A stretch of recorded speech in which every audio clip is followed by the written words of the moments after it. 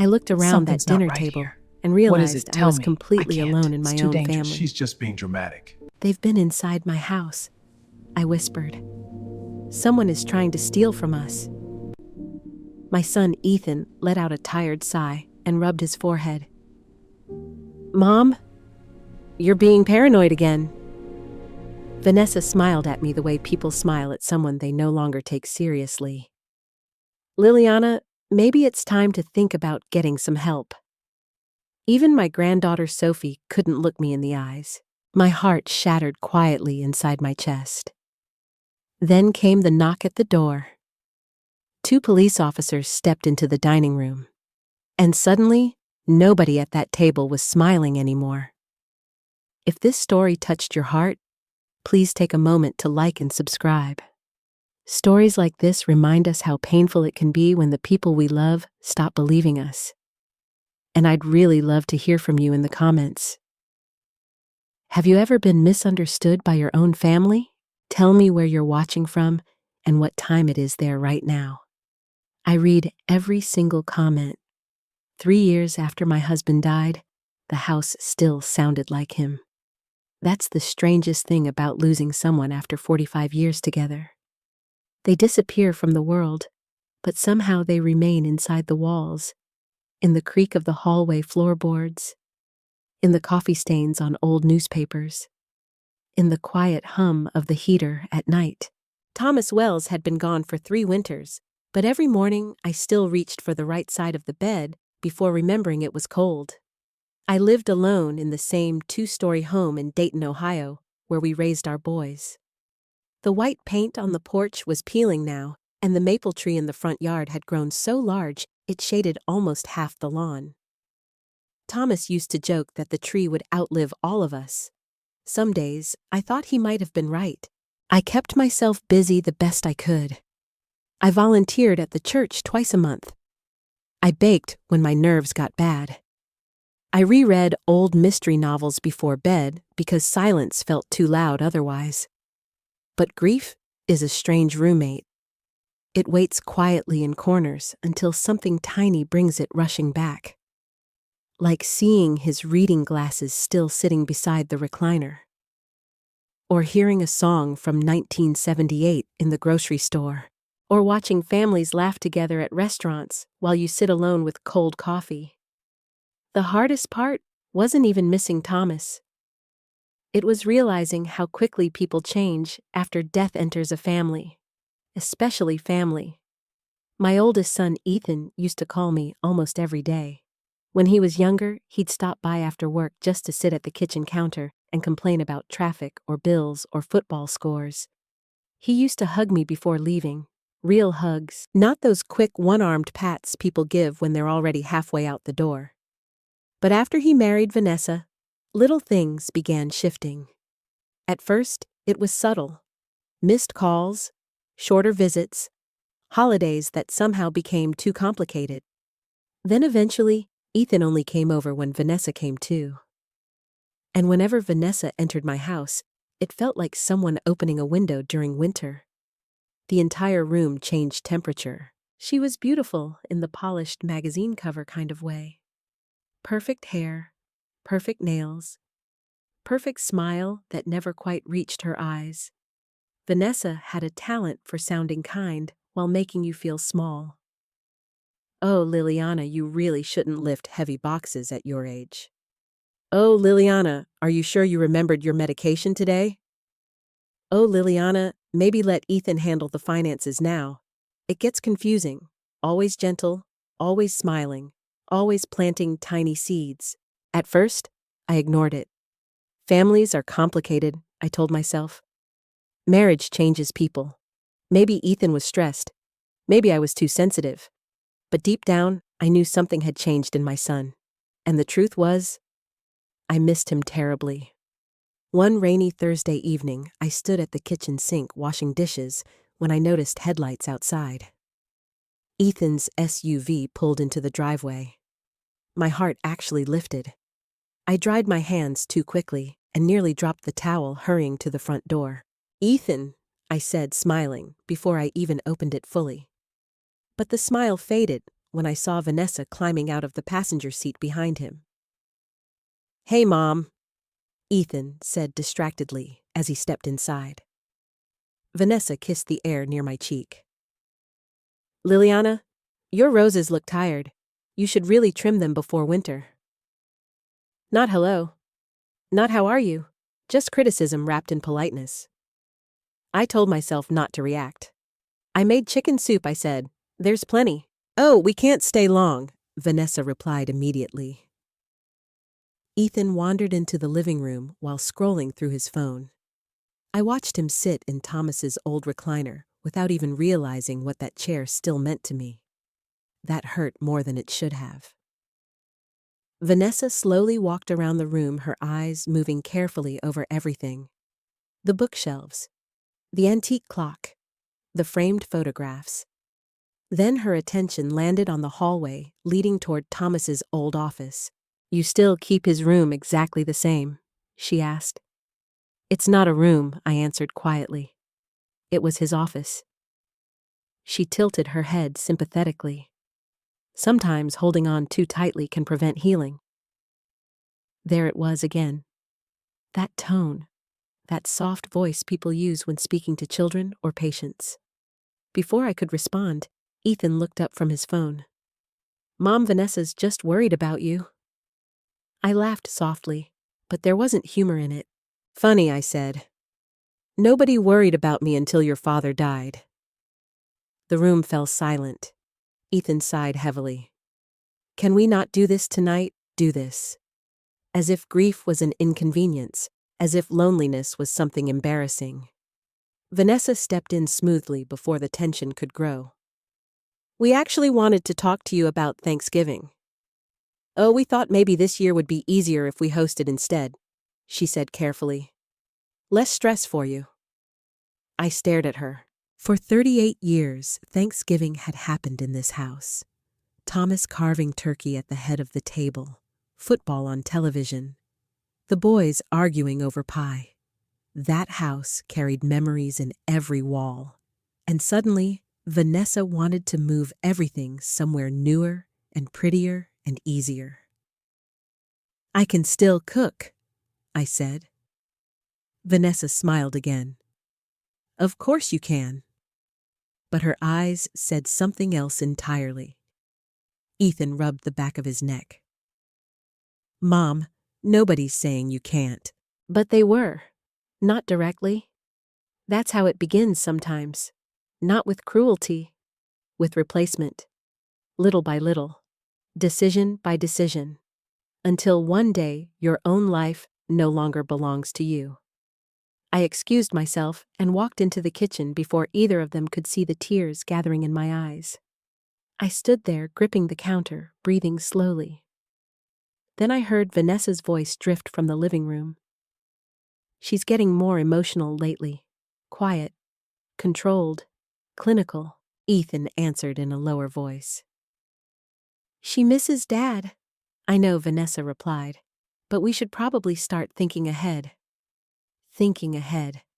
Something about those words chilled me instantly. I don't know why. Maybe it was instinct. Maybe it was fear. Or maybe after 67 years of life, women simply learn when danger enters a room. I walked back into the living room pretending I hadn't heard anything. Vanessa's smile returned immediately. Ethan stood up. "We should head out." At the front door, he hugged me quickly. Quickly, like a task. "I'll call you tomorrow," he said. But he didn't. After they drove away, I locked the front door and leaned against it in silence. The house felt colder than usual. I walked slowly down the hallway toward Thomas's office. The room still smelled faintly like old paper and cedarwood. His desk remained exactly where he left it. Legal pads stacked neatly, pens aligned perfectly. Thomas had always believed important things should stay organized. I sat in his chair and opened the bottom drawer carefully. Inside was the small, locked wooden box he'd asked me never to throw away. Someday, he'd told me during the final months of his illness, "You may need what's in here." At the time, I thought grief medication was making him overly dramatic. Now, I wasn't so sure. I touched the top of the box gently, and for the first time since Thomas died, I felt afraid inside my own home. The first time I noticed something was wrong, I convinced myself it was probably nothing. At my age, you learn to question your own memory before you question other people. That's what makes growing older so dangerous. You start apologizing for instincts that used to protect you. 3 days after Ethan and Vanessa visited, I woke up just before dawn to the sound of wind rattling against the kitchen windows. Ohio winters always arrived early in Dayton, carrying that sharp cold that slipped under doors and settled into your bones. I wrapped Thomas's old cardigan around myself and shuffled downstairs to make coffee. That's when I saw the back door. Open, not wide open, just enough for the freezing air to creep inside. I stopped walking immediately. For several seconds, I simply stared at it. I always locked that door before bed. Always. Thomas used to joke that I checked locks like a prison guard every night. I moved slowly toward it, my pulse suddenly unsteady. The chain was hanging loose, the deadbolt unlocked. Cold air brushed against my face as I looked outside into the gray morning darkness. Nothing moved. The backyard sat perfectly still beneath bare winter trees. But something deep in my stomach twisted painfully. I closed and locked the door quickly, then stood there gripping the handle harder than necessary. Maybe I forgot. That's what I told myself. People forget things, especially after 65, especially after loss, especially when they live alone. But even as I tried calming myself down, I knew something felt wrong. Very wrong. I carried my coffee down the hallway toward Thomas's office. The moment I stepped inside, my chest tightened. The desk chair had been moved slightly. Not much, just enough. Thomas's office was the one room in the house I kept perfectly untouched. Every pen, every file, every paperclip remained exactly where he left it, and now the chair was angled differently. I stared at it for a long time. Then I walked carefully toward the desk and opened the bottom drawer where the wooden box was hidden. Still there. Locked. Untouched. At least that's what I thought at first. Then I noticed the folders beside it. Shifted. The blue folder that always sat underneath the black ledger now rested on top instead. Someone had looked through them. I knew it. My breathing became shallow. I searched the room quickly after that. Cabinets, shelves, drawers. Nothing obvious was missing. But things had been touched, moved, disturbed. The feeling reminded me of coming home years ago after a storm and realizing someone had walked through the house wearing muddy shoes. Even after the mess was cleaned, you still felt violated. I called Ethan immediately. He answered on the 4th ring, sounding distracted. "Hey, Mom, someone was in the house," I said before he could say anything else. Silence, then a tired exhale. "What?" The back door was open. Thomas's office has been searched. "Mom." "No, Ethan, listen to me. Someone went through your father's files." Another pause. Then came that voice people use when they think you're overreacting. "You probably forgot to lock the door." "I did not forget." "Okay, but maybe you moved the folders yourself." My grip tightened around the phone. "I know what my own house looks like." "I'm not saying you don't," he replied carefully. "I'm just saying sometimes stress can make things feel bigger than they are." Stress. Such a convenient word. A polite way to dismiss someone without sounding cruel. "I'm coming over," I said firmly. "Mom, I'm at work. Then come tonight." Another pause. "Fine," he finally muttered. That evening, Ethan arrived alone. Oddly enough, I felt relieved Vanessa wasn't with him.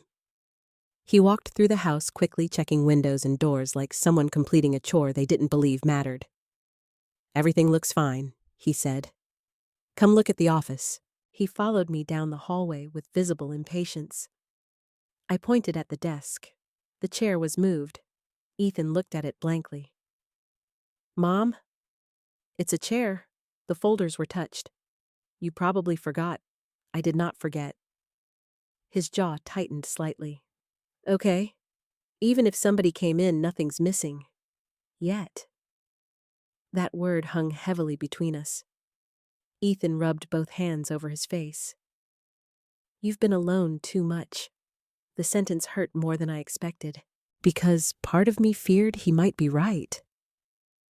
After Thomas died, silence had become my closest companion. Sometimes entire days passed without hearing another human voice. What if grief really was affecting me? What if loneliness had started turning into paranoia? Before I could answer, Ethan suddenly noticed the wooden box partially hidden in the drawer. "What's that?"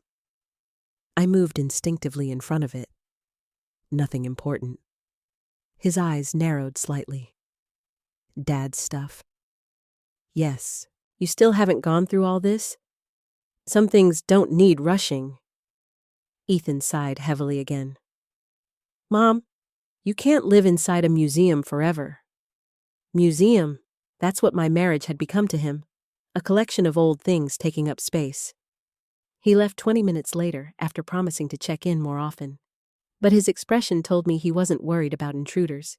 He was worried about me. The next afternoon, I noticed the car for the first time. A dark, gray sedan parked across the street near the corner mailbox. I didn't recognize it. At first, I ignored it, but when I looked outside an hour later, it was still there. The following morning, it returned. Same car, same spot. A man sat inside wearing sunglasses despite the cloudy weather. My stomach tightened immediately. I pretended to water the porch plants while secretly watching him. The moment he noticed me looking, he drove away. That night, I barely slept. Every creak in the house sounded louder. Every shadow looked unfamiliar. Around midnight, I got out of bed and checked the locks twice. Then 3 times. At 2 in the morning, I walked into Thomas's office again.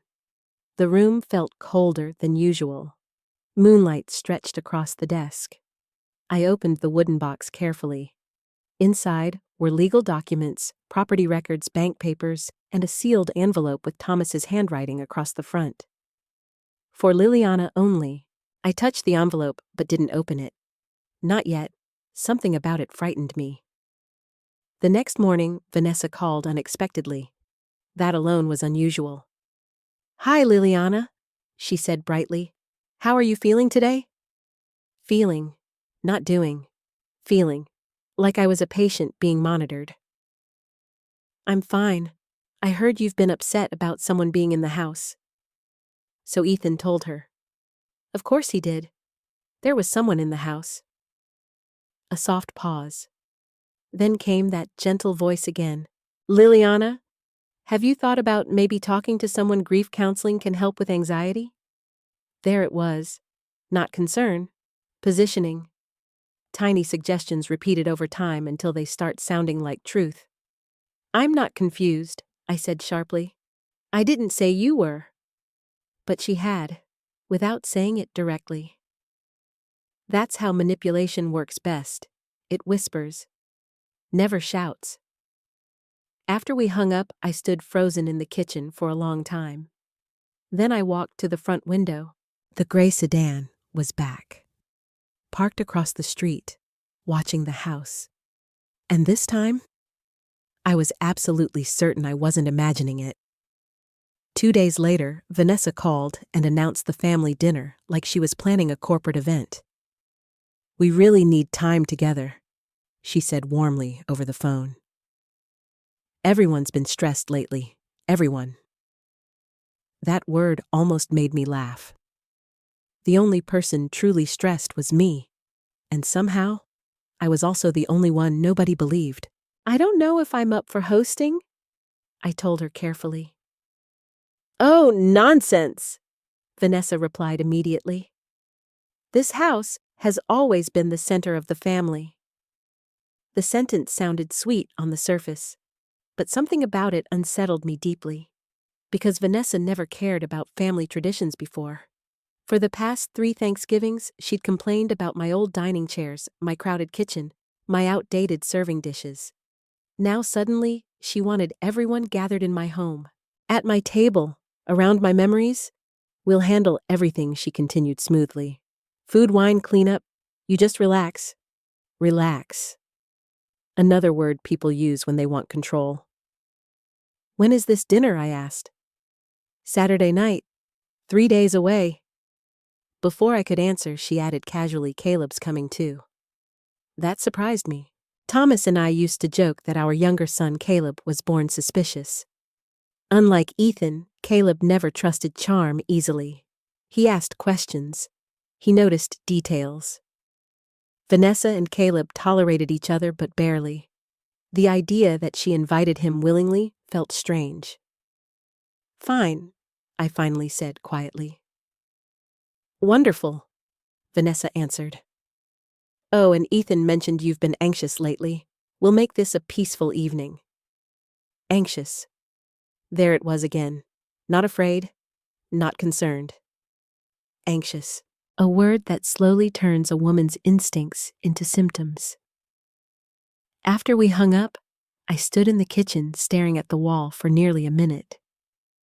Then I walked straight to the front window. The gray sedan was gone. But somehow that didn't make me feel safer.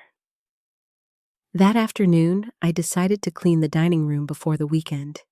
If strangers were going to sit at my table pretending to love me, at least the house would look dignified. I polished silverware that hadn't been used since Thomas's funeral luncheon. As I dusted the china cabinet, memories hit me in waves. Thomas laughing with turkey gravy on his tie. Ethan and Caleb wrestling over dinner rolls as boys. Sophie at age 6 proudly helping me decorate cookies. Back then, this house felt warm. Now, it felt watched. Around 4 in the afternoon, I carried a box of old table linens upstairs to the hallway closet. On my way back down, I heard voices outside near the side yard. I froze instantly. A man's voice. Low, muffled. Then Vanessa's voice. I moved quietly toward the kitchen window and peeked through the curtains. Vanessa stood beside a dark-colored SUV parked near the curb. And beside her was a man I had never seen before. Tall, broad shoulders, dark coat. He wasn't smiling. Vanessa handed him something. An envelope. My pulse immediately quickened. The man glanced toward the house, and I stepped back so quickly my shoulder hit the wall. A second later, I carefully looked again. The SUV was pulling away. Vanessa remained standing outside, fixing her hair, like nothing unusual had happened. Then she walked toward my front door.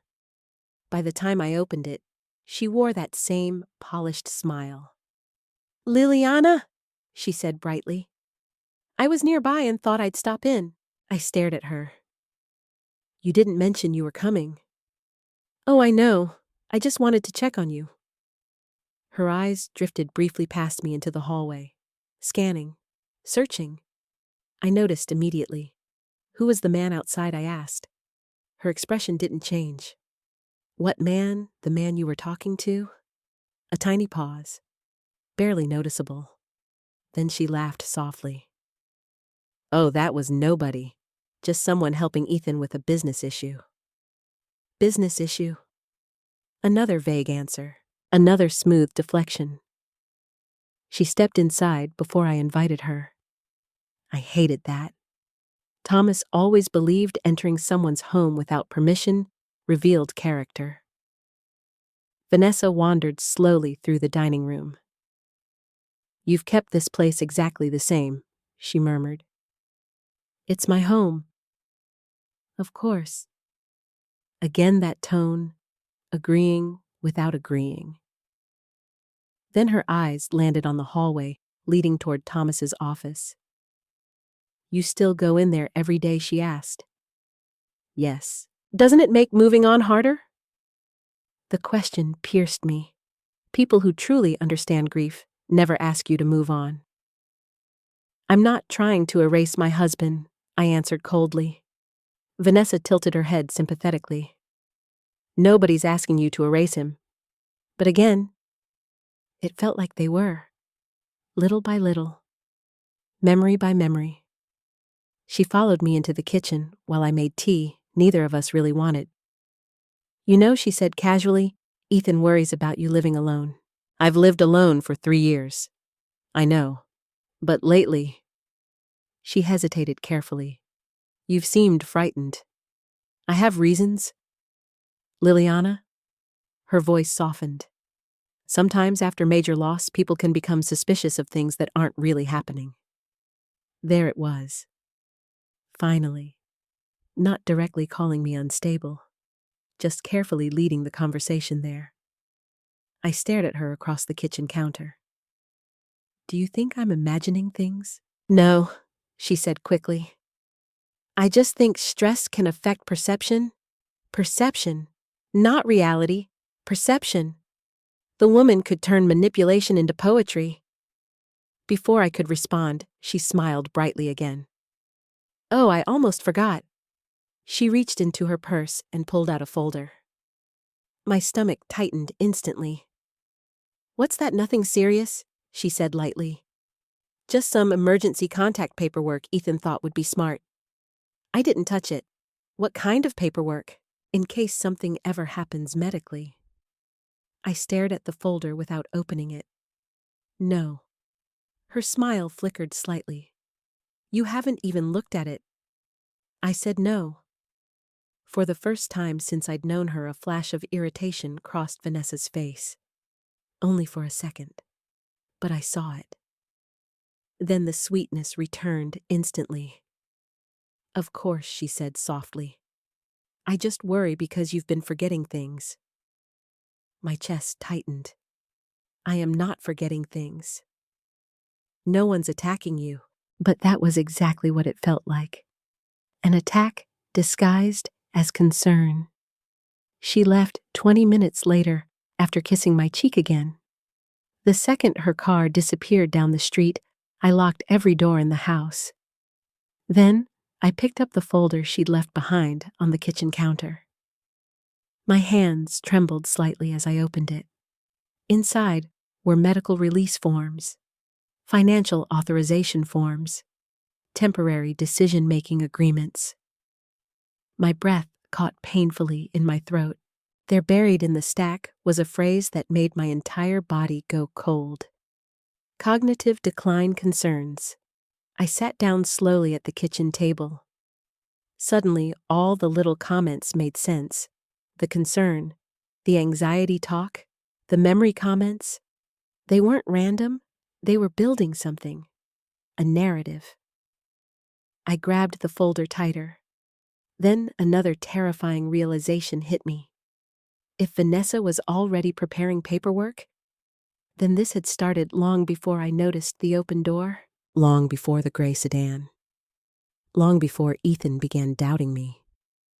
Someone had been planning this carefully, and somehow, I was already behind. That night, I couldn't sleep at all.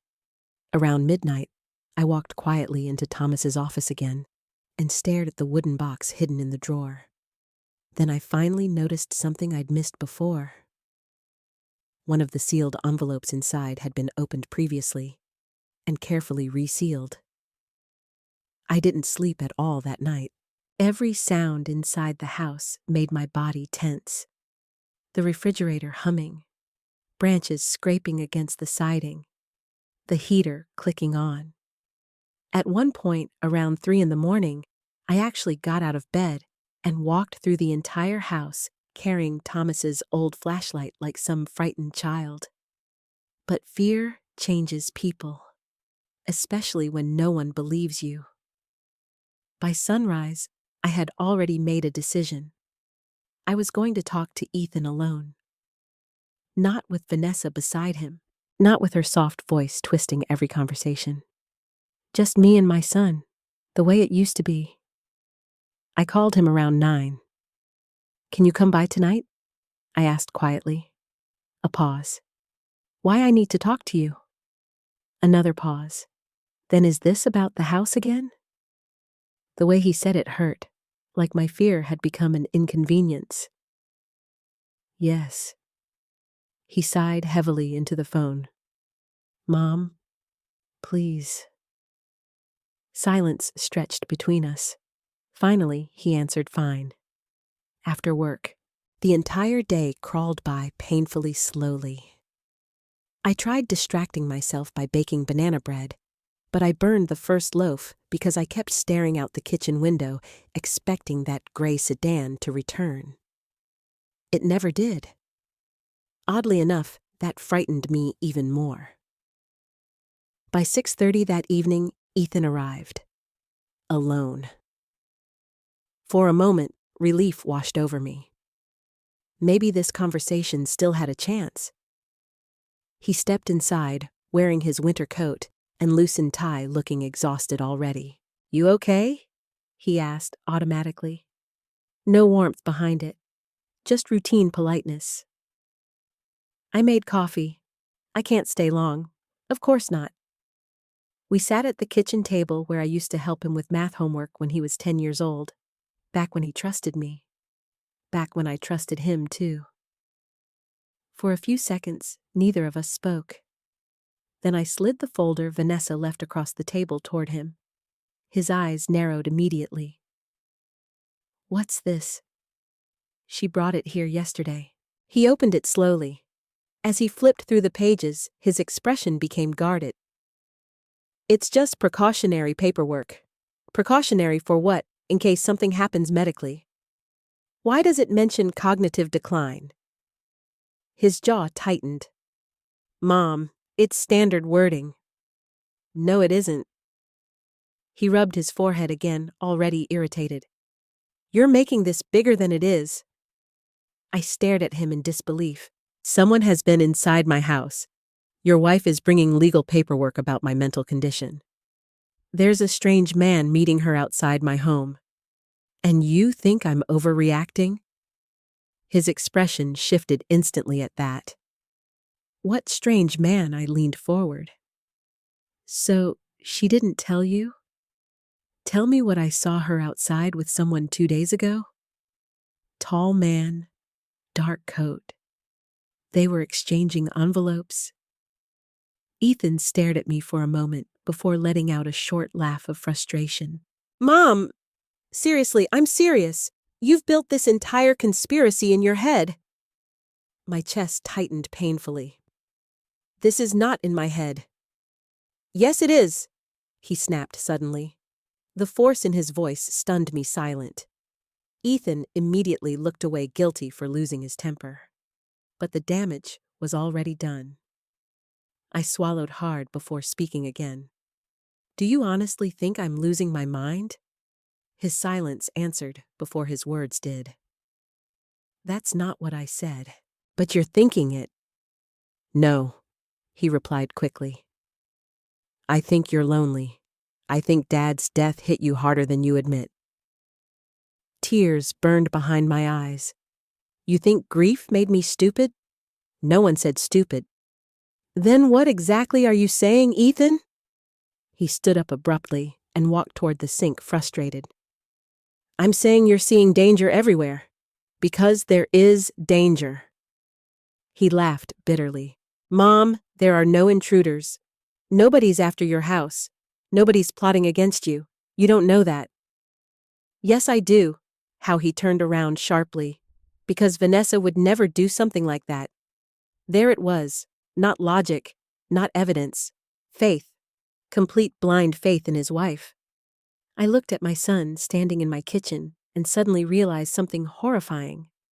He had already chosen who to believe. And it wasn't me. "I found opened envelopes in your father's office," I whispered. Ethan froze slightly. "What, someone searched through Thomas's papers?" "You probably opened them yourself and forgot." The second he said it, something inside me cracked. Forgot. That word again. Always forgetting. Always confused. Always anxious. Tiny labels repeated over and over until they became chains. I stood up slowly from the table. I know what you and Vanessa are doing. His face hardened instantly. What does that mean you're trying to convince everyone I'm unstable? That is insane. No, I answered quietly. What's insane is how quickly my own son stopped trusting me. His expression shifted from anger to disbelief. You think I'm trying to hurt you? I think Vanessa is manipulating you. Stop blaming my wife for everything. I'm blaming the woman leaving paperwork about mental decline in my kitchen. That paperwork was to help you. No. It was to control me? The room fell silent. Heavy. Painful. Then Ethan said the sentence I think I'll remember for the rest of my life. Mom, you're acting paranoid. The words hit harder than shouting would have, because he sounded sincere. Like he truly believed it. Like somewhere along the line, I had become someone fragile and irrational in his eyes. I stared at him across the kitchen, remembering the little boy who used to run into my arms after nightmares. Now, I was the nightmare. I sat back down slowly because my knees suddenly felt weak. You know what hurts the most? I asked softly. Ethan looked exhausted now, more than angry. What? That you don't even realize she's changing you. He shook his head immediately. No, Mom. Vanessa's trying to help hold this family together while you push everyone away. I laughed softly through tears. That's what you think this is. What else am I supposed to think? I looked at him for a long moment before answering. You're supposed to think maybe your mother deserves to be believed. The silence afterward felt unbearable. Then footsteps sounded in the hallway. Sophie. I hadn't even realized she'd come in behind Ethan. She stood near the kitchen entrance, clutching her phone, looking nervous. Dad? She asked quietly. Ethan immediately softened his voice. It's okay, sweetheart. But Sophie looked at me uncertainly.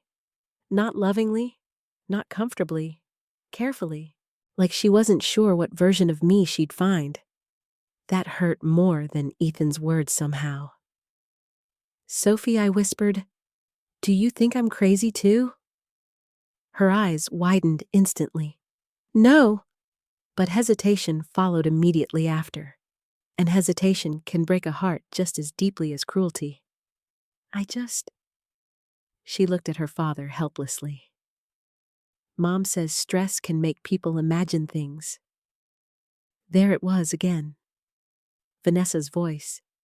Inside everyone else now? I looked down at the kitchen table because suddenly I couldn't bear seeing either of them. For the first time in my life, I felt completely alone inside my own family. Ethan walked toward the door a few minutes later. We'll talk again after dinner Saturday, he said gently, like calming someone unstable. Then he added the sentence that made cold fear crawl up my spine. Vanessa's only trying to protect you. Protect me. No. Something deep inside me knew the truth already. Vanessa wasn't trying to protect me. She was preparing something. And somehow, Saturday night was part of the plan. The morning after Ethan left, I sat alone at the kitchen table, staring at my untouched coffee for nearly an hour. Everything inside me felt exhausted. Not physically, emotionally. There's a particular kind of heartbreak that comes from realizing the people you once protected as children no longer see you as reliable. It feels like slowly disappearing while still being alive enough to notice it happening. Outside, snow flurries drifted lightly across the front yard. The maple tree branches scratched softly against the windows. The house suddenly felt enormous. Too quiet. Too empty. I kept replaying Ethan's words in my mind. "You're acting paranoid." I must have heard them 100 times by noon. Maybe that's how manipulation works best. Not by convincing you immediately, but by exhausting you until you begin questioning yourself. Around 1 in the afternoon, the doorbell rang unexpectedly. I nearly jumped. My nerves had become so frayed that even small sounds startled me now. When I opened the door, I found Martha Green standing on the porch, wrapped in a thick brown winter coat, holding a foil-covered casserole dish. Martha had lived next door for almost 25 years. She was 72, blunt as a hammer, and one of the few people left in my life who still spoke without hidden meaning. "I made too much tuna casserole," she announced. "Take some before I change my mind." Despite everything weighing on me, I smiled faintly. "Come in." The moment she stepped inside, she looked at my face carefully. "You look awful." "Well, thank you." "I mean it," she said. "You sick, no? You crying?" I hesitated too long. Martha narrowed her eyes immediately. "What did Ethan do?" That almost made me laugh. Why assume Ethan? Because children break your heart faster than strangers. She removed her gloves and followed me into the kitchen. 10 minutes later, we sat at the table drinking coffee while snow fell steadily outside. I didn't plan to tell her anything. But loneliness weakens caution. Eventually the words spilled out. The open door. The moved papers. The strange car. Vanessa's paperwork. Ethan calling me paranoid. I expected Martha to give me the same careful look everyone else had started giving me lately. Instead, she listened silently. Really listened. When I finished, she leaned back slowly in her chair.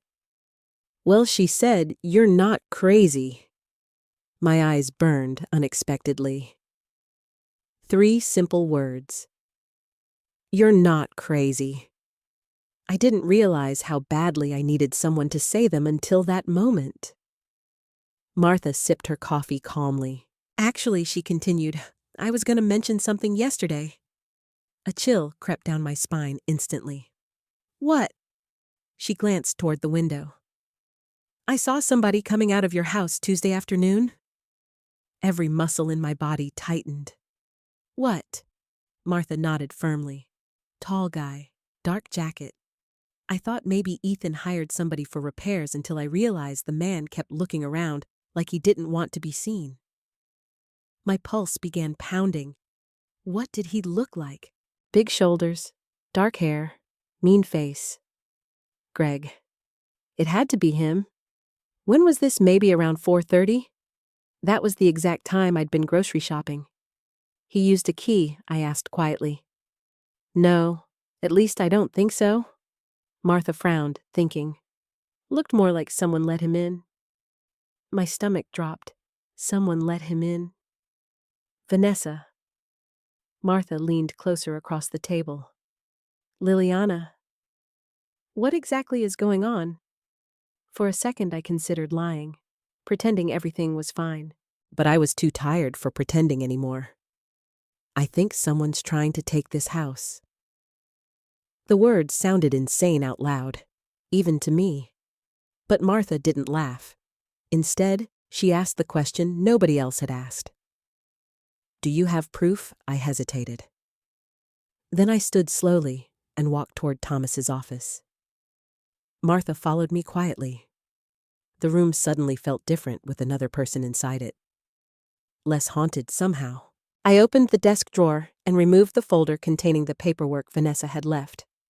Martha adjusted her glasses while reading through the documents. Her expression darkened instantly. "Oh, hell no. What, she's building a legal record?" I stared at her. "What does that mean?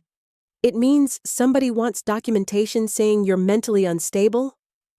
The room spun slightly. Hearing another person say it aloud made everything terrifyingly real. Martha flipped through the pages more aggressively now. These forms mentioned diminished memory, emotional instability, impaired judgment. She looked up sharply. Has Vanessa been talking about your mental state around other people? Yes. Repeatedly?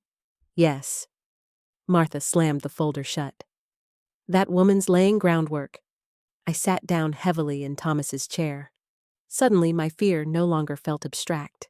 It had shape now. Direction, intent.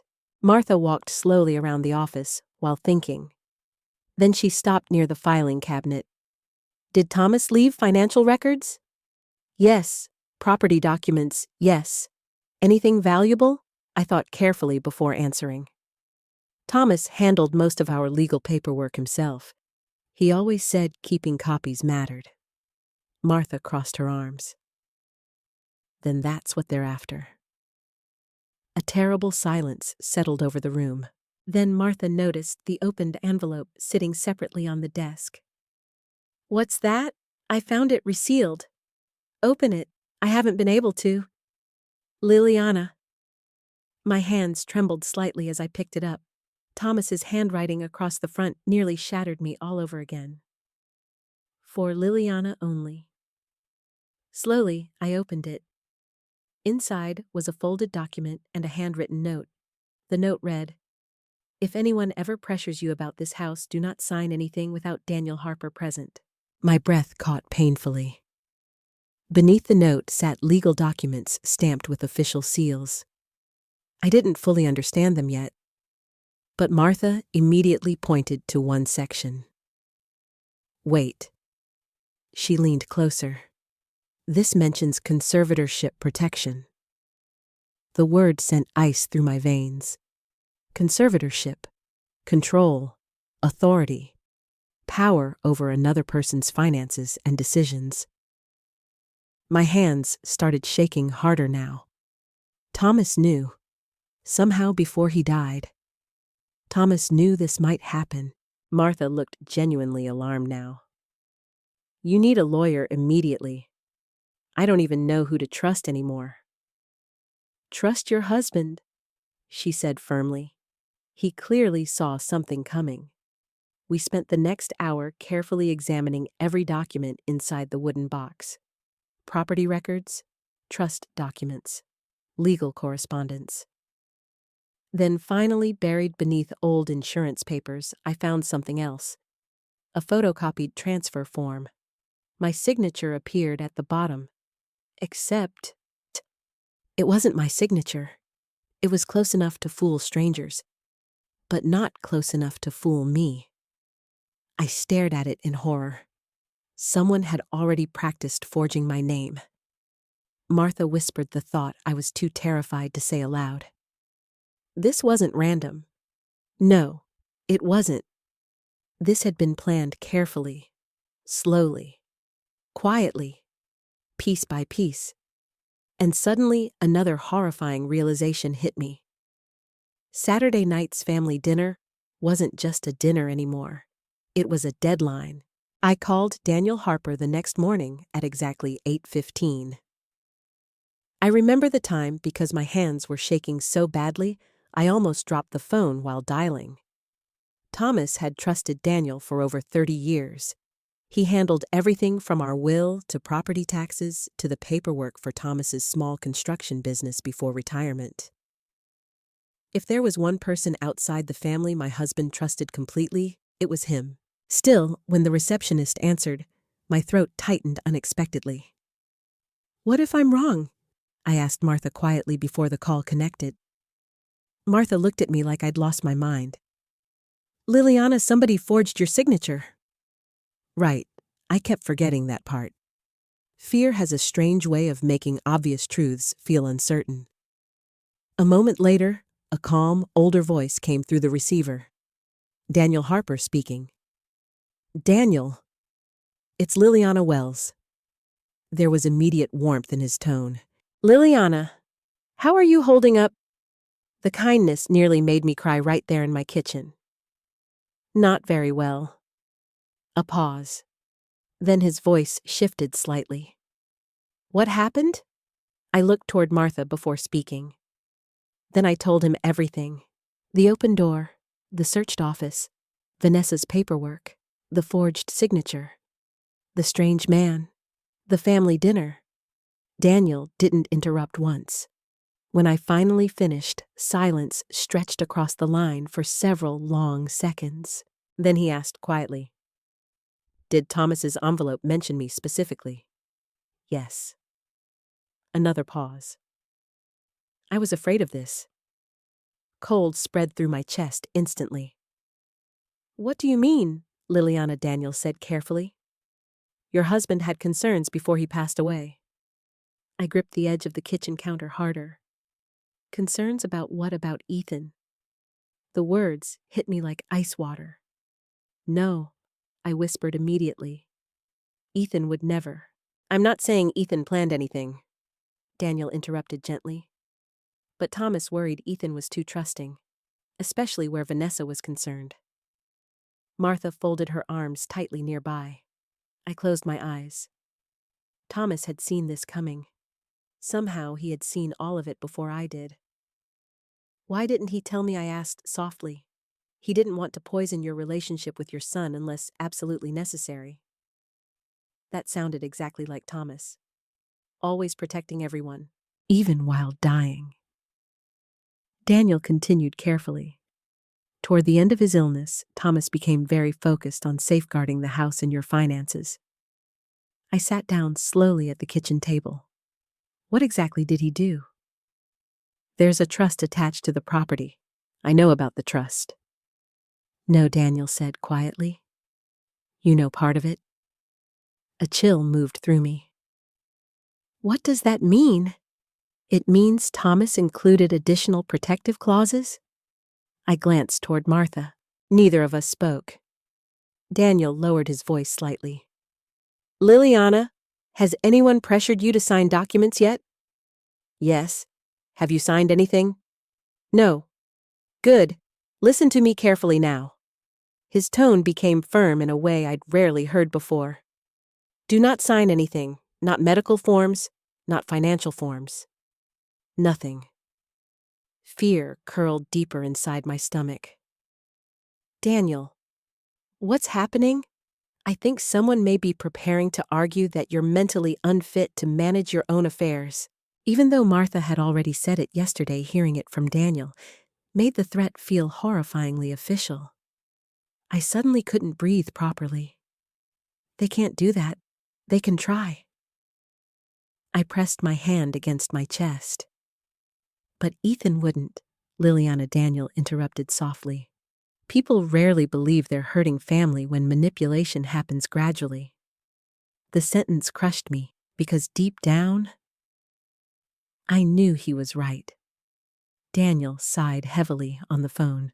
"Thomas specifically worried about emotional pressure after his death, especially once you were alone." Tears blurred my vision. He knew me too well. "Yes," Daniel said quietly. "He did." For several seconds, neither of us spoke. Then Daniel asked, "Did you find all the documents inside the wooden box?" "I think so." "No. There's another file." I looked toward Thomas's office immediately.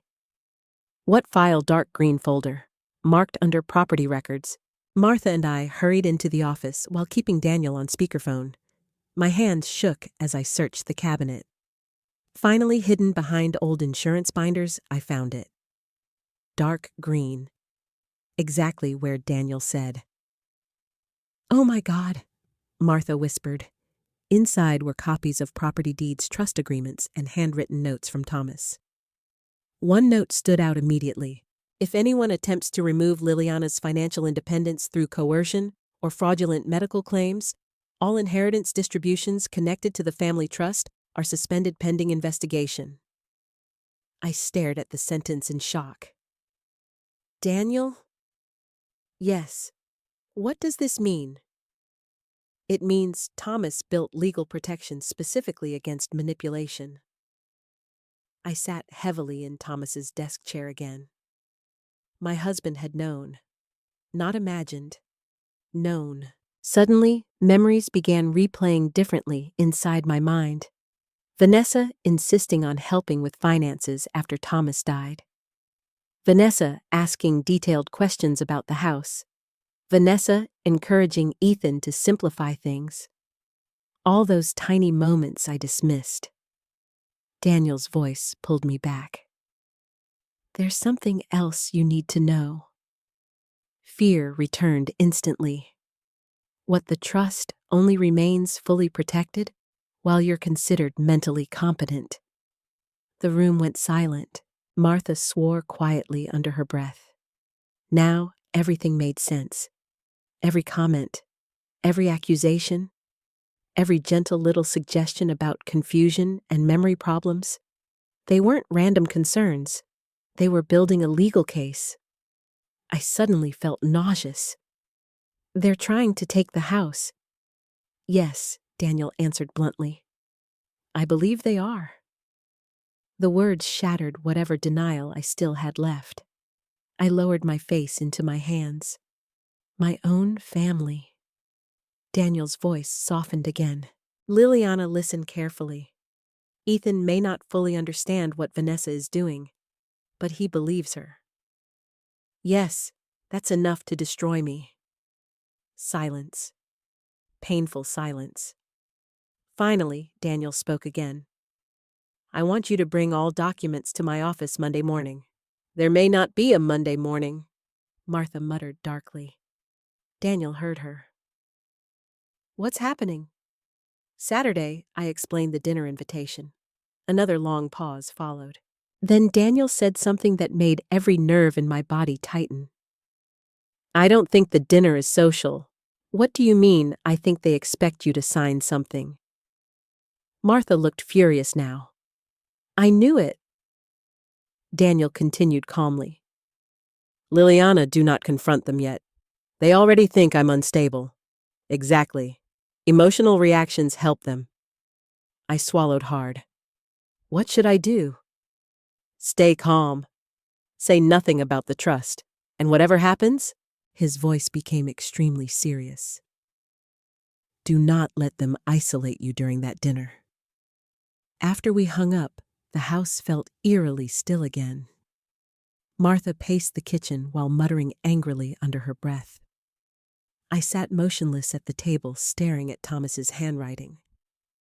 The realization hurt worse than fear. My husband had spent the final months of his life preparing to protect me after he was gone. Because somewhere deep down, he knew I might eventually stand alone. That thought nearly broke me. Martha suddenly stopped pacing. Wait. What that man Vanessa met outside your house? Greg. What about him? If they're building legal pressure, they'll need somebody to make things look official. I frowned slightly. What do you mean, a fake financial advisor? A consultant? Somebody who helps push paperwork? Cold spread through me again. Saturday night. The dinner. The strange man. The documents. It was all connected. I looked toward Thomas's office doorway. For the first time in days, my fear changed into something else. Clarity. They thought grief made me weak. They thought loneliness made me confused. They thought being old meant being powerless. But Thomas had left me something far more valuable than money. He left me the truth. And now? I intended to survive long enough to use it. Saturday arrived gray and bitterly cold. The kind of Ohio winter day where the sky looks heavy enough to collapse. I barely slept the night before. Every hour I checked the locks again. Every sound outside made my pulse jump. But beneath the fear now sat something steadier. Awareness. I finally understood what was happening. And once you understand danger, you stop feeling helpless. You start preparing. By 8 in the morning, I had already moved the original trust documents out of Thomas's office and hidden them inside an old sewing box in the attic. No one in this family had touched that attic in years. Vanessa hated dust too much to climb up there herself. I kept only photocopies inside the office drawer. Let them search again if they wanted. They wouldn't find what mattered. After that, I sat at the kitchen table with a yellow legal pad and began writing down everything that had happened over the past few weeks. Dates, times, conversations, the gray sedan, the forged signature, the paperwork Vanessa left behind, the man outside the house. Thomas always believed written records mattered. Memory fades, he used to say. Paper doesn't. By noon, my nerves were stretched thin. Then the phone rang. Vanessa. Of course, I stared at the screen before answering. "Hello, Liliana," she said brightly. "Still on for tonight?" Her voice sounded cheerful, relaxed, like she wasn't trying to dismantle my life piece by piece. "Yes, wonderful. Ethan's picking up Caleb at 5 and we'll all arrive around 6. I noticed she said arrive, not come over. Arrive, like this was an event with a purpose. "Sounds fine," I answered carefully. A pause followed. Then Vanessa spoke again, her voice softer now. "How are you feeling today?" There it was again. Not how are you feeling? As though my emotional state itself had become the subject. "I'm fine." "That's good." Another pause. "Ethan worries about you." "No, Ethan worries about the version of me she keeps describing to him." I said nothing. Vanessa continued smoothly. "You know, tonight might actually be a good opportunity for everyone to clear the air." Clear the air, meaning pressure me, corner me, convince me. "Maybe," I said quietly. "Well," she replied sweetly, "we all just want what's best for you." The sentence chilled me more than open cruelty ever could, because manipulative people always hide behind concern. When we hung up, I immediately wrote the exact conversation onto my legal pad. Martha arrived shortly afterward carrying grocery bags and determination. "I'm not leaving you alone tonight," she announced. I blinked in surprise. "Martha!" "Nope." She marched into the kitchen like she owned it. "I already called my daughter and canceled dinner." "You don't need to do that." "Yes, I do." She placed a carton of eggs onto the counter harder than necessary. "That woman's planning something." I lowered my voice instinctively. "What if we're wrong?" Martha turned sharply toward me. Liliana listened carefully. Her expression softened slightly. Normal people do not secretly prepare mental competency paperwork behind someone's back. I knew she was right, but part of me still clung desperately to denial. Because accepting the truth meant accepting something unbearable. My son had chosen the wrong side. Around 4 in the afternoon, Caleb arrived unexpectedly, alone. That alone felt unusual. He knocked twice before stepping inside, carrying a 6-pack of soda under one arm. Unlike Ethan, Caleb still hugged me properly. Real warmth. Real concern. "You okay?" he asked immediately after pulling back. The question nearly broke me. "I'm managing." Caleb studied my face carefully. "You look stressed." Before I could answer, Martha snorted loudly from the kitchen. "She has reasons." Caleb looked between us both. "What's going on?" I hesitated. Part of me wanted to protect him from all of it. Another part of me was simply too tired to keep carrying the fear alone. So I told him, not everything, not the trust, not Daniel, but enough. The break-in, the paperwork, the strange man. Caleb listened quietly with his arms folded. Unlike Ethan, he didn't interrupt immediately. When I finished, he frowned deeply. "That paperwork thing sounds weird." Relief washed through me instantly. Finally, someone else saw it. "I knew it," Martha muttered. Caleb rubbed his jaw thoughtfully. "Vanessa's been acting strange lately." I looked up sharply. "What do you mean?" "She keeps pushing Ethan about future planning." He made quotation marks with his fingers. "Financial stuff, medical stuff, estate stuff." My stomach tightened. "Did Ethan agree with her?" Caleb hesitated. That's the problem. I honestly don't think Ethan realizes how far she's taking it. The sentence hurt badly because it sounded true. Ethan wasn't cruel by nature. Weak maybe, blind maybe, but not cruel. That somehow made everything sadder. Caleb leaned against the kitchen counter. You know Vanessa's uncle fought over inheritance money for years, right? No. She grew up around a lot of ugly family legal battles. Martha folded her arms tighter. That explains plenty. Caleb looked uneasy now. I'm not saying she's trying to steal your house. But I asked quietly, but she definitely cares about money more than Ethan notices. The room fell silent again. Then Caleb asked carefully, Who's the guy you saw with her? I don't know. Ethan mentioned a financial advisor lately. I immediately remembered Martha's theory. Yes. Caleb's expression darkened. That's interesting. Why? Because Ethan told me some financial consultant might stop by dinner tonight. Ice spread slowly through my chest. There it was. The setup. Official-looking strangers. Paperwork. Family pressure. All at my dining room table.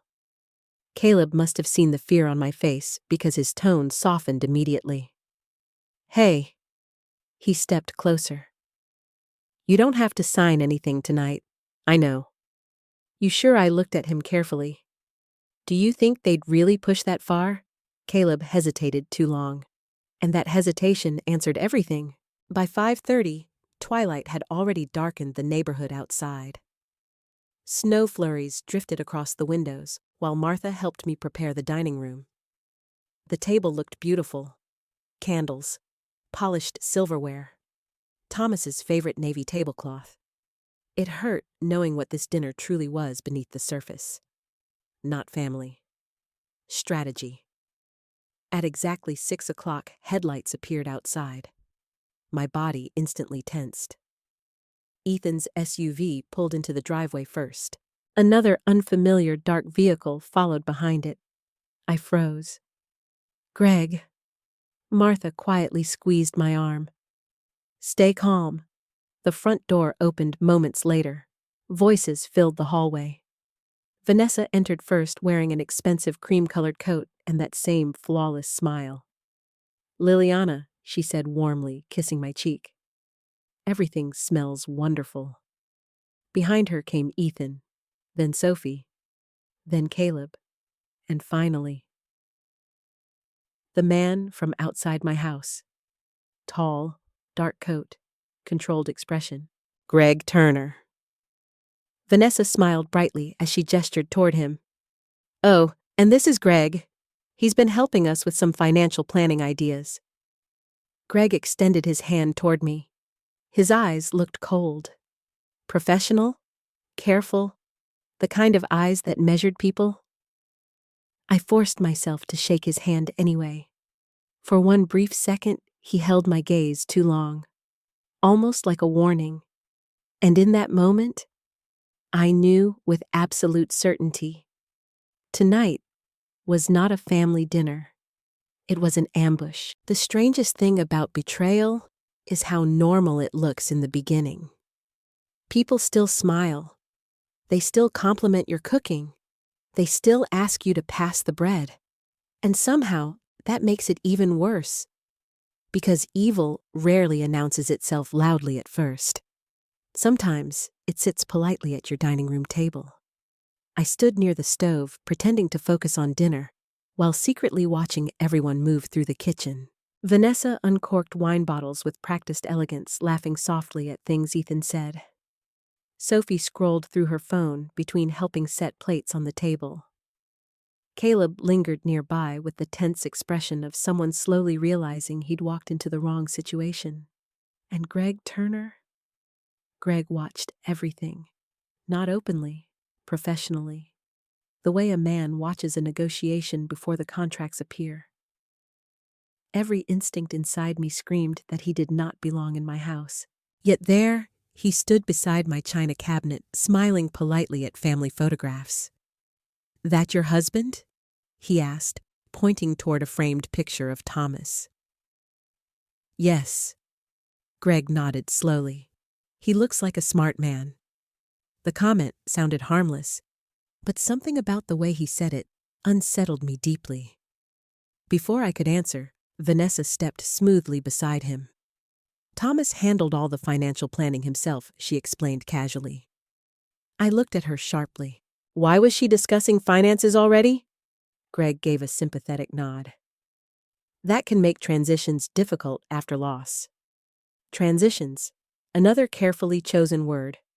Not grief, not family. Transitions, as though my husband's death were simply a business adjustment. I forced a tight smile and carried the casserole dish toward the dining room before my temper slipped. The dining table looked beautiful under candlelight. Beautiful enough to fool strangers into thinking this was a loving family gathering. But tension sat beneath every plate. I could feel it. Dinner began quietly enough. For a while, everyone performed normalcy. Sophie talked about school. Caleb mentioned work. Ethan complained about traffic. Vanessa laughed at exactly the right moments. And Greg mostly listened. Watching, always watching. I barely touched my food. Every time I looked at the center of the table, I imagined paperwork appearing there beside the mashed potatoes. Finally, Vanessa leaned back in her chair with a soft sigh. "This feels nice," she said warmly. "We haven't had a peaceful family dinner in a while." Peaceful. The word almost made me choke. Caleb glanced briefly toward me, but stayed silent. Vanessa turned toward Sophie. "Sweetheart, tell Grandma what happened at school this week." Sophie smiled faintly. "I made honor roll again." "That's wonderful," I said honestly. For a brief moment, the tension faded. Then Vanessa smiled at Sophie and added casually, "You know your grandma used to help your dad with homework every night. Her memory was incredible back then." Back then. The sentence landed exactly how she intended. Subtle, gentle, cruel. I saw Caleb's eyes narrow immediately. Even Ethan shifted uncomfortably. I set down my fork carefully. My memory still works just fine. Vanessa smiled quickly. "Of course it does." But Greg was watching me now with professional interest, evaluating, studying, like I was part of a report already forming inside his head. A few minutes later, Ethan cleared his throat awkwardly. "So, Greg's actually been helping us think through some future planning ideas." There it was. Finally. The real dinner had begun. I stayed silent. Greg folded his hands calmly on the table. "Nothing complicated," he said smoothly. "Mostly helping families organize long-term financial stability." "I don't need help with my finances," I replied immediately. Vanessa jumped in quickly. "Nobody's saying you do. But that's why he's here." Silence spread across the table. Sophie looked confused now. Caleb leaned back slowly in his chair. Greg maintained that same calm, professional smile. "Actually," he said gently, "these conversations are healthiest before emergencies happen." Emergencies. Another strategic word. Everything tonight revolved around planting fear. Fear of aging, fear of confusion, fear of losing control, then offering themselves as the solution. I looked directly at Ethan. "Did you invite him here to discuss me?" Ethan looked uncomfortable instantly. "No, Mom, not like that." Then how Vanessa reached for her wine glass carefully. "We're just trying to make sure you're protected." "There's that word again," I said quietly. Vanessa blinked. "What word, protected?" My voice sharpened slightly now.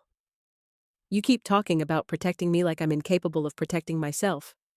Nobody said incapable. But you keep implying it." Greg jumped in smoothly before Vanessa could answer. Mrs. Wells' families often struggle discussing aging honestly. I turned toward him immediately. You don't know my family? His expression remained perfectly calm. No, ma'am, but I do understand financial vulnerability among seniors. Seniors, not people, not widows, not mothers. Seniors, a category, a risk profile, a business opportunity. Something cold hardened inside me then. I realized Greg wasn't just helping Vanessa. This man had done this before. Many times. Vanessa reached into her purse suddenly. My pulse spiked instantly. Then she placed a thin folder beside her plate. There it was. The trap. We thought maybe tonight we could review a few documents together, she said carefully. Caleb immediately sat forward. What kind of documents? Nothing major, Vanessa answered too quickly. Just temporary financial safeguards. I stared at the folder without blinking. Ethan rubbed the back of his neck nervously. Mom, nobody's forcing anything? No, not forcing. Manipulating. Cornering. Overwhelming. That was smarter. I looked around the table slowly. At my son. At my granddaughter. At strangers discussing my future inside the home Thomas built. And suddenly, grief hit me harder than it had at the funeral. Because this wasn't just about property anymore. It was about erasure. They were slowly replacing me while I was still alive enough to watch it happen. Vanessa opened the folder carefully. These are just preliminary agreements in case you ever need help managing certain responsibilities. I laughed softly. The sound startled even me. Interesting, I whispered. What? Vanessa asked carefully. You all talk about my future like I'm already gone. Nobody's saying that, aren't you? The room went still again. Even Sophie looked uncomfortable now. Greg leaned slightly forward. Mrs. Wells' planning ahead prevents conflict later. I met his eyes directly, and entering someone's home illegally helps planning too. Everything froze. Vanessa's face changed first, just slightly, but enough. Greg's expression remained calm a little too long before answering. I'm sorry you heard me. Ethan looked stunned. Mom, what are you talking about? I pointed toward Greg without breaking eye contact. That man was inside my house earlier this week. Vanessa immediately laughed softly. Liliana, no. My voice cut sharply across the room now. He was here. Ethan looked between us all helplessly. Mom, Greg's never been here before tonight. Yes, he has. You're confused. That word again. Confused. Greg finally spoke again in a measured tone. I think perhaps there's been a misunderstanding. No, I said quietly. There hasn't. Vanessa reached carefully toward Ethan's arm. See what I meant? She whispered softly. Not softly enough. I heard it. And suddenly, I understood something horrifying. Tonight wasn't only about signatures. It was also about witnesses, about creating a scene, about making me sound irrational in front of other people, documenting instability. Caleb seemed to realize it too because his expression darkened immediately. Vanessa, he said slowly, what exactly is this dinner? Her smile flickered for the first time all evening. A family conversation. No, I answered quietly. I looked directly at Ethan then. My son. The boy I once held through fevers and nightmares. The child I protected with my whole life. And I asked the question breaking apart inside my chest. Did you really bring strangers into my home to decide whether I can still control my own life? Ethan opened his mouth, but before he could answer, the doorbell rang. And every single person at that table froze. Nobody moved after the doorbell rang. For one suspended moment, the only sound in the room was the soft crackling of candle flames and the faint hum of the refrigerator from the kitchen. Then Vanessa recovered first. I'll get it, she said quickly. No, I answered immediately. My voice came out sharper than I intended. Vanessa paused. Something flashed briefly across her face. Not fear exactly, alarm? That tiny expression alone told me more than words could have. I slowly pushed back my chair and stood up. I'll answer my own door.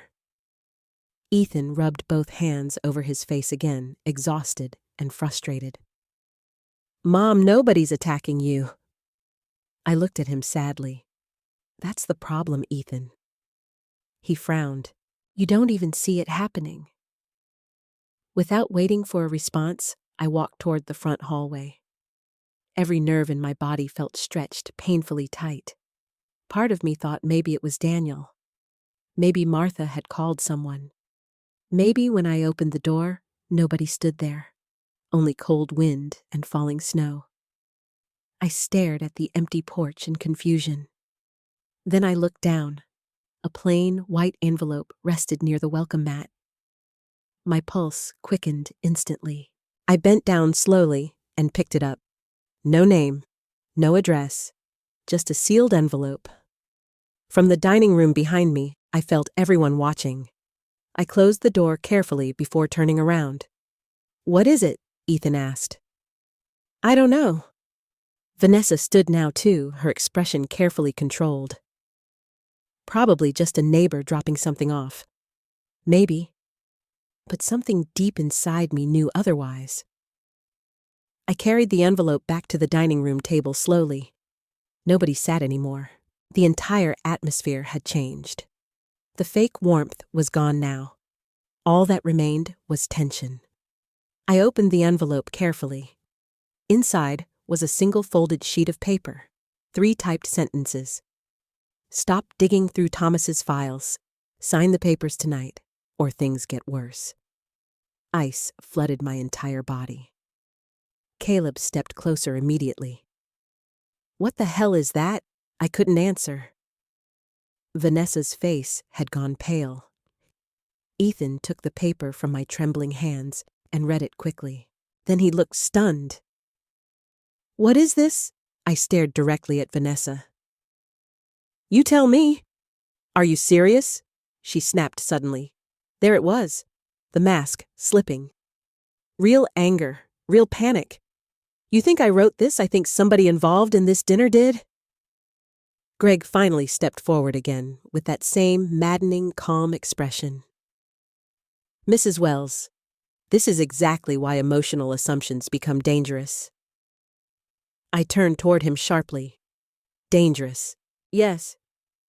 His voice remained measured. You're escalating paranoia into accusations.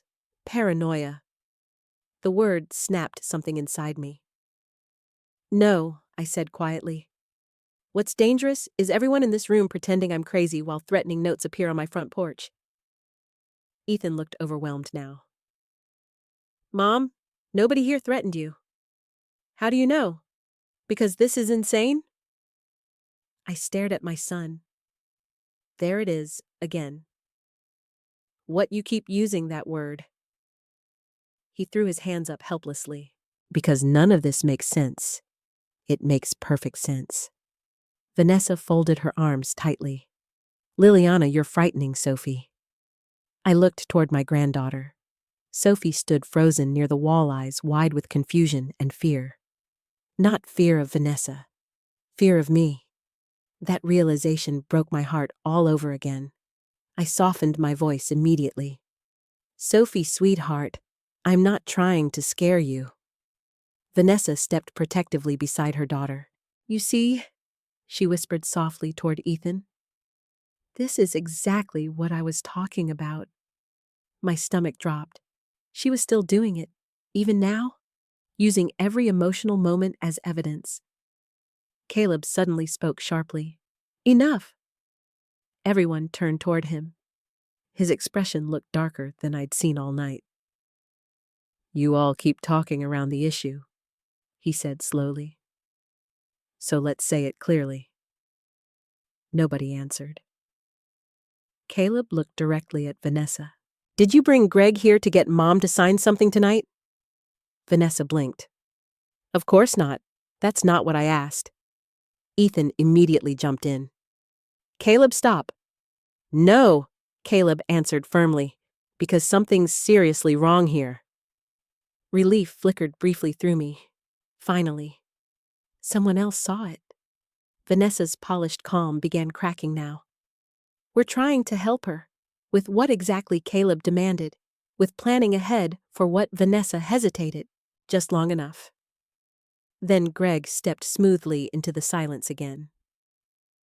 Long-term cognitive care planning is common after significant behavioral changes. Behavioral changes. I stared at him in disbelief. "That's what you think this is?" Greg remained calm. "I think grief can manifest in ways families struggle to manage alone." The man spoke like a textbook. Cold, clinical, detached. And suddenly I realized something terrifying. He wasn't improvising. This was rehearsed. Maybe not specifically me, but women like me, widows, elderly homeowners, lonely people, people easy to isolate. My voice turned deadly quiet. "How many families have you done this to?" Greg's expression hardened slightly for the first time. "I don't appreciate the accusation." "No?" I answered. "I don't think you appreciate being recognized." Ethan looked horrified now. "Mom, stop." "No." I looked directly at my son. "You brought a stranger into this house to evaluate me like I'm already incapable of running my own life. That's not what this is." "Then what is it?" Silence. Long silence. Because nobody wanted to say the truth aloud. Finally, Vanessa spoke carefully. "We're worried about your judgment." There it was, finally honest. The words hit harder than yelling ever could. I nodded slowly, because I noticed the forged documents. Ethan's eyes widened. Forged what? Vanessa froze. Greg looked sharply toward her. I realized instantly, Ethan truly didn't know. At least not everything. "Mom, what are you talking about?" Ethan asked again. I walked quickly toward Thomas's office before anyone could stop me. My hands shook violently as I grabbed the photocopied transfer paper from the desk drawer. Then I returned and threw it onto the dining table. That. Ethan picked it up slowly. The moment he saw the signature, confusion spread across his face. "What is this? A forged property transfer form? That's ridiculous," Vanessa snapped immediately. "Is it?" I shot back. Ethan stared at the paper longer now. Then slowly, his expression changed. Not fully, but enough. Enough uncertainty. Enough doubt. And Vanessa saw it too. Her panic deepened instantly. Greg stepped closer toward Ethan. "These misunderstandings happen often during periods of emotional instability." "Stop talking," Caleb interrupted coldly. Greg blinked. "You don't get to walk into this house and diagnose my mother?" Caleb continued. The room exploded into overlapping voices after that. Vanessa insisting I was confused. Caleb accusing Greg of manipulation. Ethan trying desperately to calm everyone down. Sophie crying quietly near the wall. And through all of it, I suddenly remembered something Thomas once told me years ago. When people panic after the truth appears, he said, watch who tries hardest to control the conversation. Vanessa was unraveling now. Fast. "Liliana needs help," she said sharply. "Everyone can see this." "No," I answered quietly. Everyone stopped talking. I looked directly at Ethan, and for the first time all evening, my voice didn't shake. "You want the truth?" He stared at me silently. "I think your wife is trying to convince this family I'm mentally unstable so she can control this house." The silence afterward felt enormous.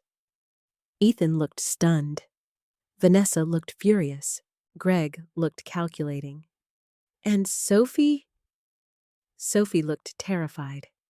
Then Vanessa whispered the sentence that finally shattered whatever remained of this family dinner. "She really is losing it." And suddenly, I understood something heartbreaking. They weren't trying to convince me anymore. They were trying to convince everyone else. Nobody spoke for several seconds after Vanessa said it. She really is losing it. The sentence hung in the dining room like smoke after a fire. I looked at my daughter-in-law standing beside the table in my home, and suddenly I saw her clearly for the first time. Not polished, not graceful, predatory.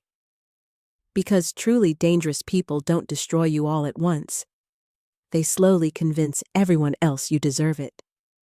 Ethan looked stunned. "Vanessa," he muttered quietly. But Vanessa didn't stop. "She's accusing people of breaking into the house, forging documents, stalking her. Because someone did," I snapped. Greg stepped in immediately, voice calm and measured. Mrs. Wells' heightened emotional distress can create very real feelings of fear. "There you go again," Caleb said coldly, talking about her like she's a patient instead of a person. Greg ignored him. "I think everyone here needs to de-escalate."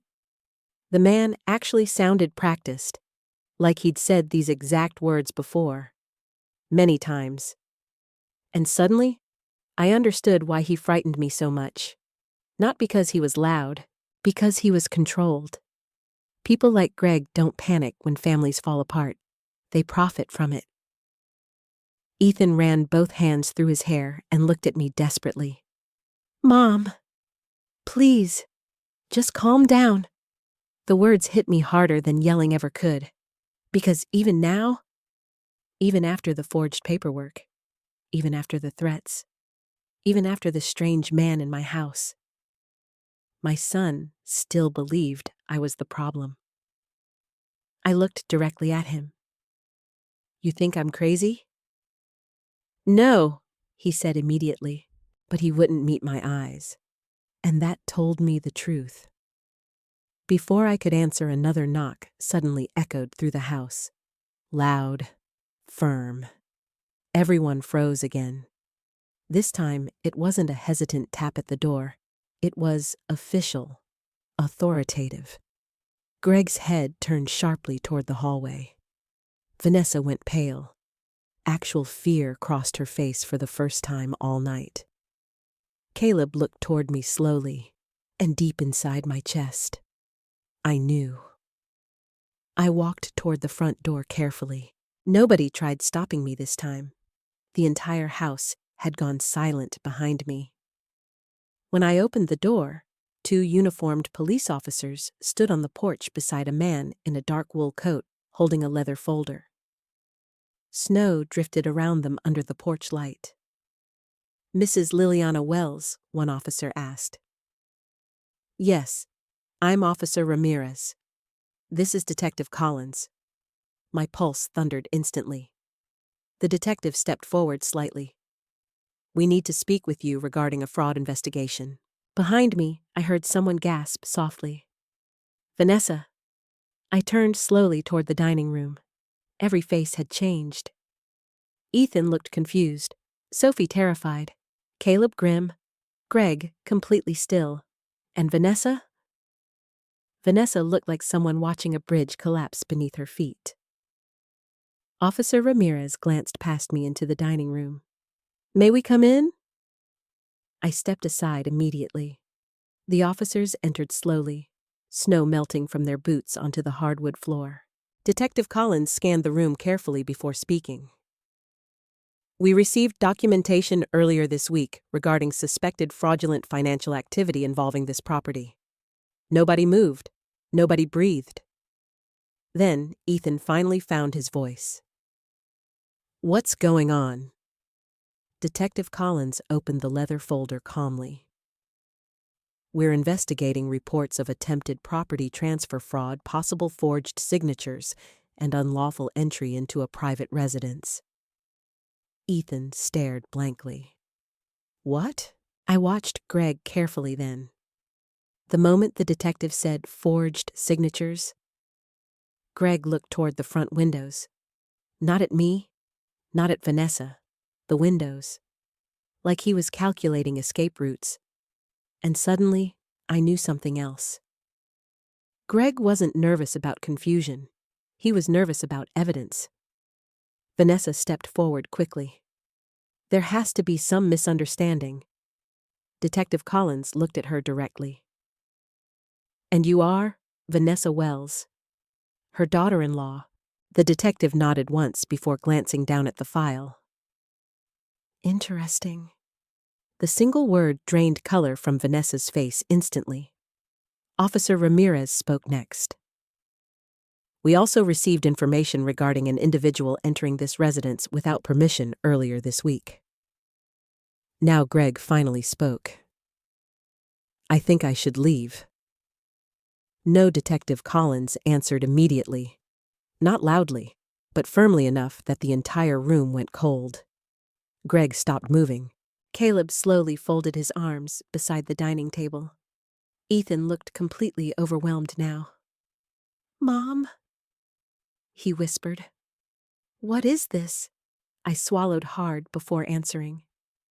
It's exactly what I tried telling you. The pain in his eyes almost broke me, because I could see the moment doubt finally entered him. Not full belief. Not yet. But doubt. And once doubt enters, manipulation starts losing power. Vanessa stepped closer toward Ethan quickly. This is insane, she whispered. She probably called them herself. I didn't, I answered quietly. Detective Collins looked up from the folder again. No, ma'am. Actually, the initial report came from an attorney. Daniel. Relief flooded through me so suddenly my knees almost weakened. Thomas had been right to trust him. The detective continued. Mr. Daniel Harper submitted copies of concerning financial documents 2 days ago. Vanessa's composure cracked visibly. Greg remained silent now. Too silent. Officer Ramirez looked toward him. Greg Turner. Greg hesitated before answering. Yes, we'd like to ask you a few questions regarding your professional involvement with the Wells family. I'm just a consultant. What kind of consultant? Financial planning. Detective Collins opened another section of the file. That's interesting because according to state records, your financial advisory license expired 4 years ago. The silence afterward felt explosive. Ethan slowly turned toward Greg. What Greg's calm expression finally slipped. It's a clerical issue. No, Detective Collins replied. It's actually a fraud investigation. Sophie began crying quietly.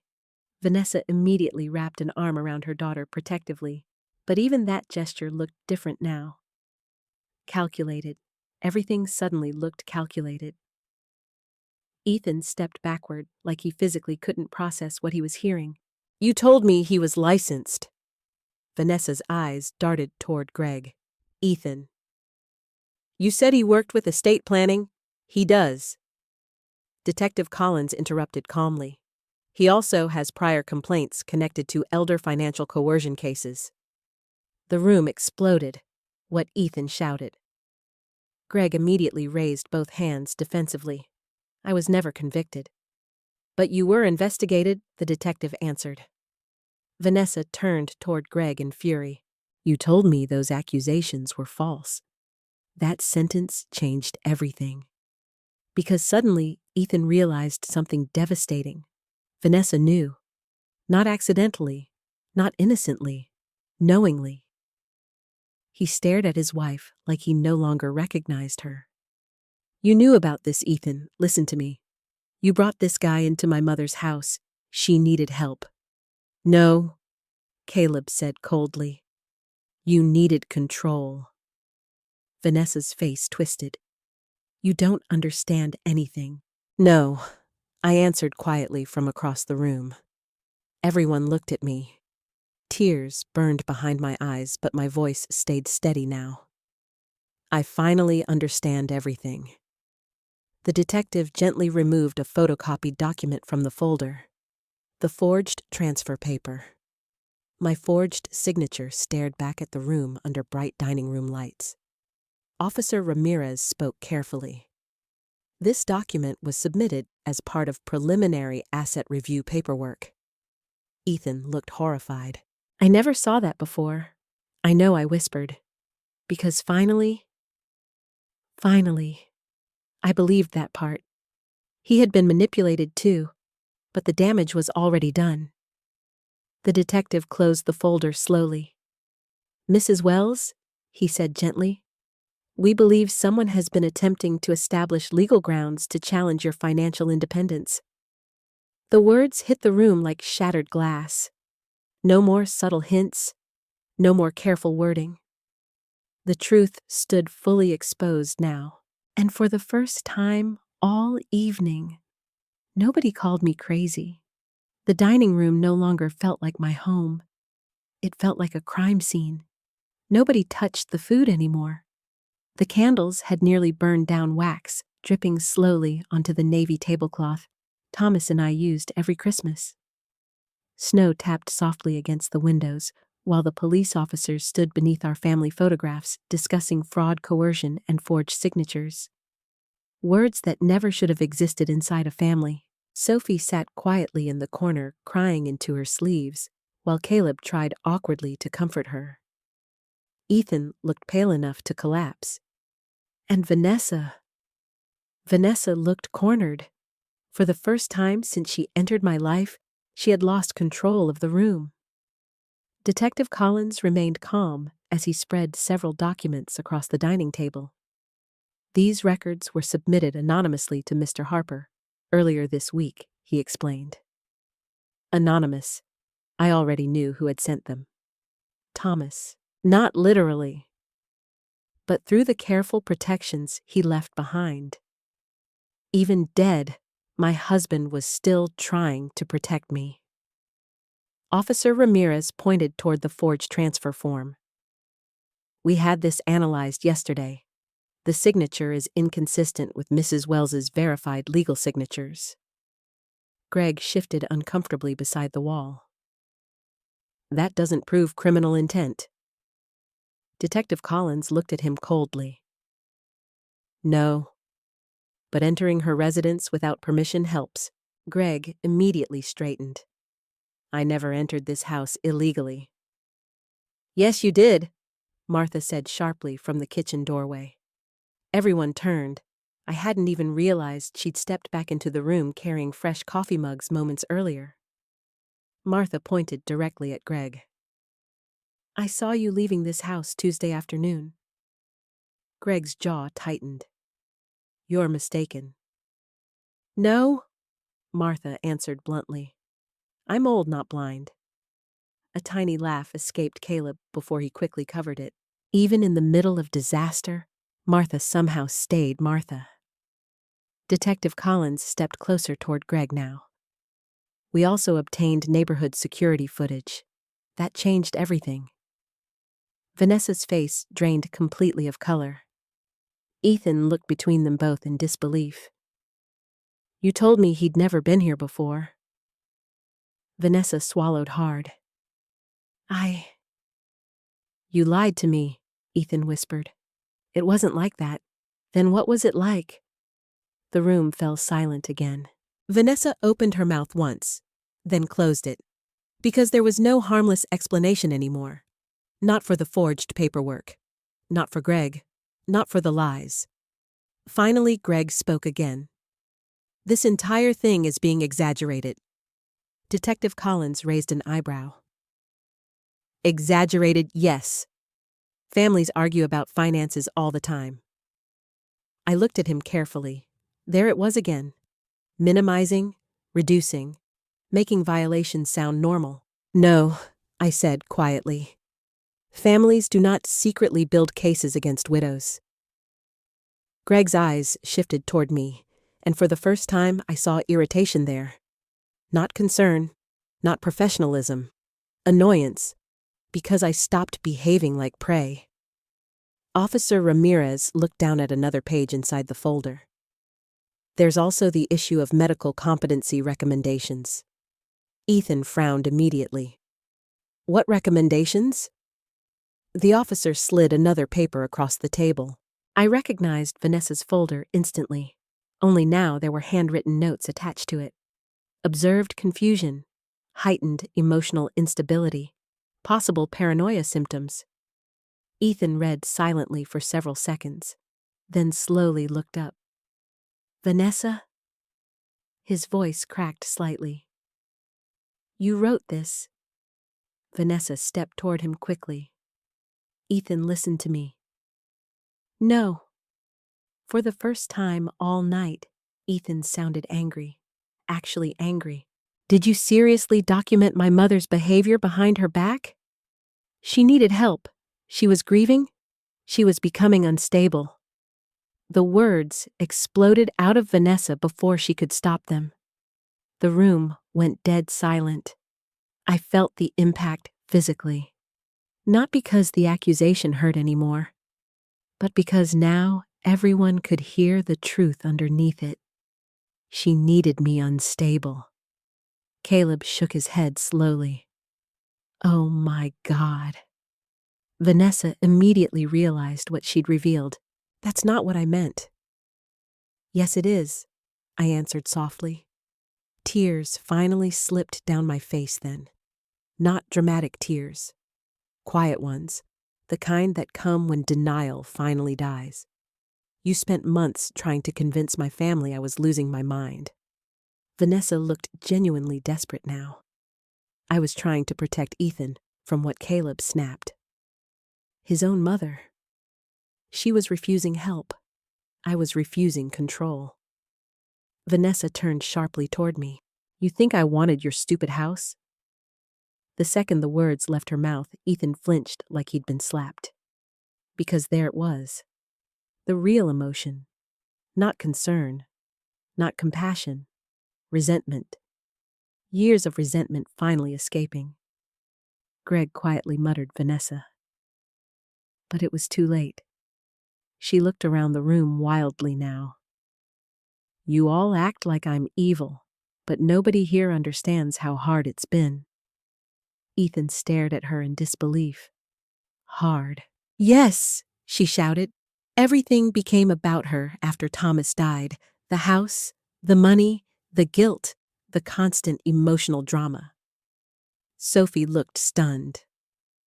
"Mom?" Vanessa's breathing had become uneven now. She wouldn't move on. Ethan spent every holiday trapped between us. Every conversation became about grief or memories or protecting this house, like it was some sacred shrine. I closed my eyes briefly. There it was, the truth beneath everything. She hated my grief because it reminded Ethan where he came from. She hated Thomas because his memory still mattered. And she hated the house because it represented a life she could never fully control. Detective Collins watched her carefully. "Mrs. Wells," he said calmly, "did you or did you not arrange meetings with Mr. Turner regarding conservatorship discussions involving Liliana Wells?" Vanessa froze. Ethan turned toward her slowly. "Conservatorship." She said nothing. The silence answered for her. My son looked physically sick.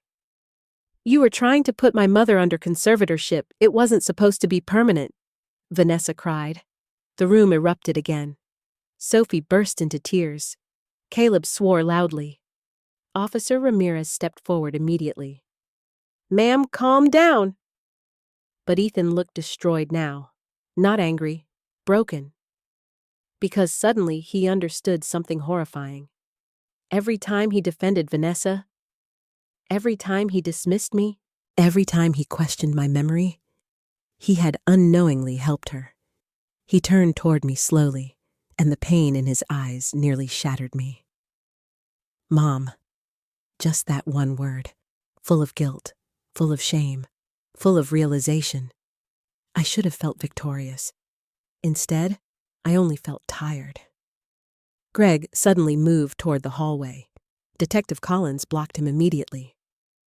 "Where are you going? I'd like my attorney." "You'll have an opportunity for that." Officer Ramirez stepped beside him calmly. "We also need to discuss previous complaints connected to your financial consulting activities." Greg's face darkened instantly. Vanessa looked horrified. You said those cases were closed. They were. Not all of them, Detective Collins corrected. That sentence changed the atmosphere completely. Because now Ethan understood something even worse. This wasn't just manipulation. Vanessa had involved a man already investigated before, knowingly. The trust inside him finally collapsed. He looked at his wife like he didn't recognize her anymore. And honestly, neither did I. For years, I blamed myself for the growing distance in my family. I thought grief made me difficult. Loneliness made me sensitive. Age made me fearful. But standing there in my dining room, watching the truth finally surface, I realized something painful. I was never losing my mind. I was losing my place in a family someone else wanted to redesign. And the cruelest part, they almost succeeded. By the time the police finally left the house, it was after midnight. Snow covered the front lawn in a smooth white layer, untouched, except for footprints leading away from the porch. Greg Turner had left with Detective Collins for further questioning.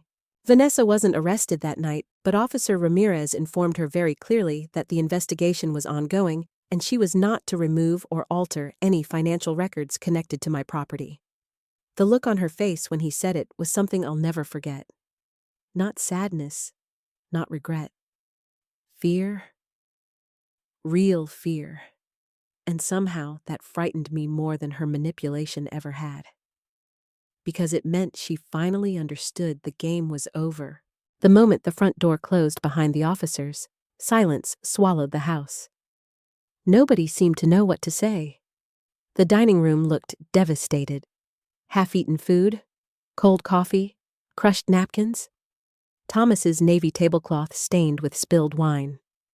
A family destroyed beneath candlelight. Sophie had fallen asleep crying on the couch under one of my old blankets. Caleb quietly cleaned dishes in the kitchen because he couldn't stand sitting still. Ethan remained near the dining table, staring blankly at the forged documents, like they belonged to another universe. And Vanessa stood near the hallway, with both arms wrapped tightly around herself. Alone. For the first time since I'd known her, nobody was standing beside her. Not even Ethan. I should have felt satisfaction. Maybe part of me did. But mostly, I just felt exhausted. Grief layered itself strangely over everything. Not grief for Thomas this time. Grief for the family I thought I still had. Ethan finally looked up at me around 1 a.m. "Mom?" His voice sounded hollow. I didn't answer immediately, because honestly, I didn't know how. He swallowed hard before speaking again. I didn't know. The pain in his face was real. I could see that now, and somehow that made everything worse instead of better.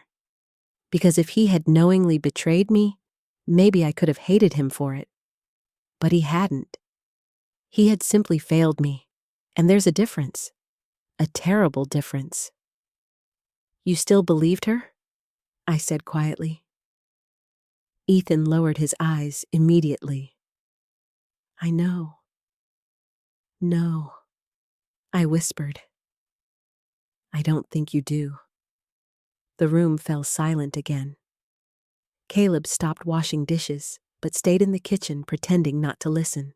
Vanessa looked like she wanted to speak, but for once, no perfect words came. I walked slowly toward Thomas's office. After everything that happened tonight, I suddenly needed to be near him somehow. Behind me, I heard Ethan following quietly. When we entered the office, he froze near the doorway. I realized then he probably hadn't truly looked at this room since Thomas died. The desk, the old photographs, the legal books, the scent of cedar and paper, ghosts everywhere. Ethan's voice cracked slightly. "I miss him." The words nearly shattered me, because suddenly for one brief moment I saw my little boy again. Not Vanessa's husband. Not the man who doubted me. Just my son. I know, I whispered. Ethan rubbed his face roughly. She told me you were getting worse. I closed my eyes. How long? A while. The answer hurt more than I expected. How long, Ethan? He hesitated. Months. Months. Months of whispered concerns. Months of subtle poison. Months of my son slowly learning not to trust me. I sat down slowly in Thomas's chair. Ethan looked miserable now. She always had explanations, he said quietly. The fear, the accusations, the memory concerns. Every time I questioned something, she'd make it sound logical. That's what manipulators do. The word hit him hard. Manipulator. Because now he had to connect that word to his wife, to the mother of his daughter, to the woman he defended against his own mother. Ethan looked around Thomas's office slowly. Then his eyes landed on the green trust folder still resting on the desk. What's in there? For a moment, I considered avoiding the truth, but there was no point anymore. So I opened the folder and handed him the documents. He read silently for several minutes.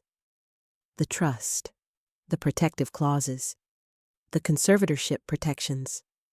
Then finally, the inheritance condition. His face went completely white. What is this? I watched him carefully. Your father prepared protections before he died. Ethan stared at the paperwork like it physically hurt him to touch it. He thought this could happen. He worried about influence. The sentence landed heavily between us. Ethan swallowed hard. He didn't trust me. No, I answered softly. He worried you loved too blindly. Tears filled Ethan's eyes instantly, and suddenly all his anger collapsed into grief. He sat heavily in the chair across from me and lowered his head into his hands. I failed you.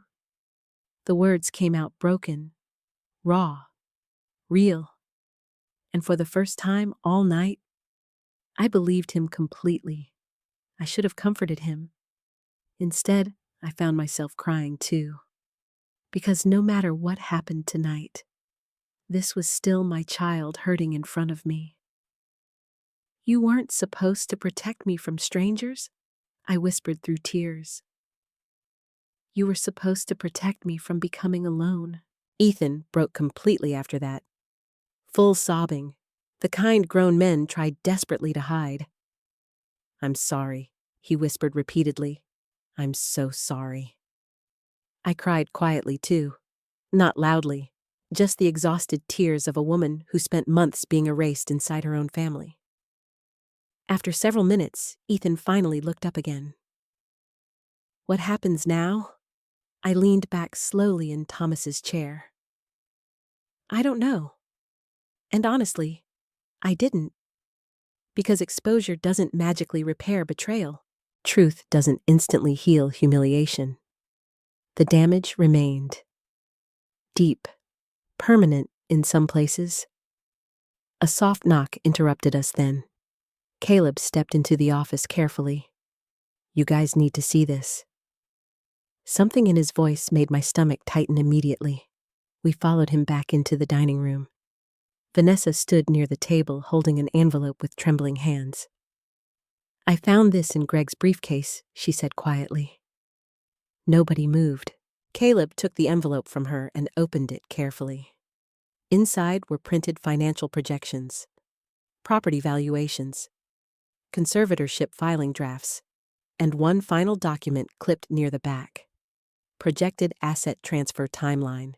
My house reduced to a timeline, a process, a transaction.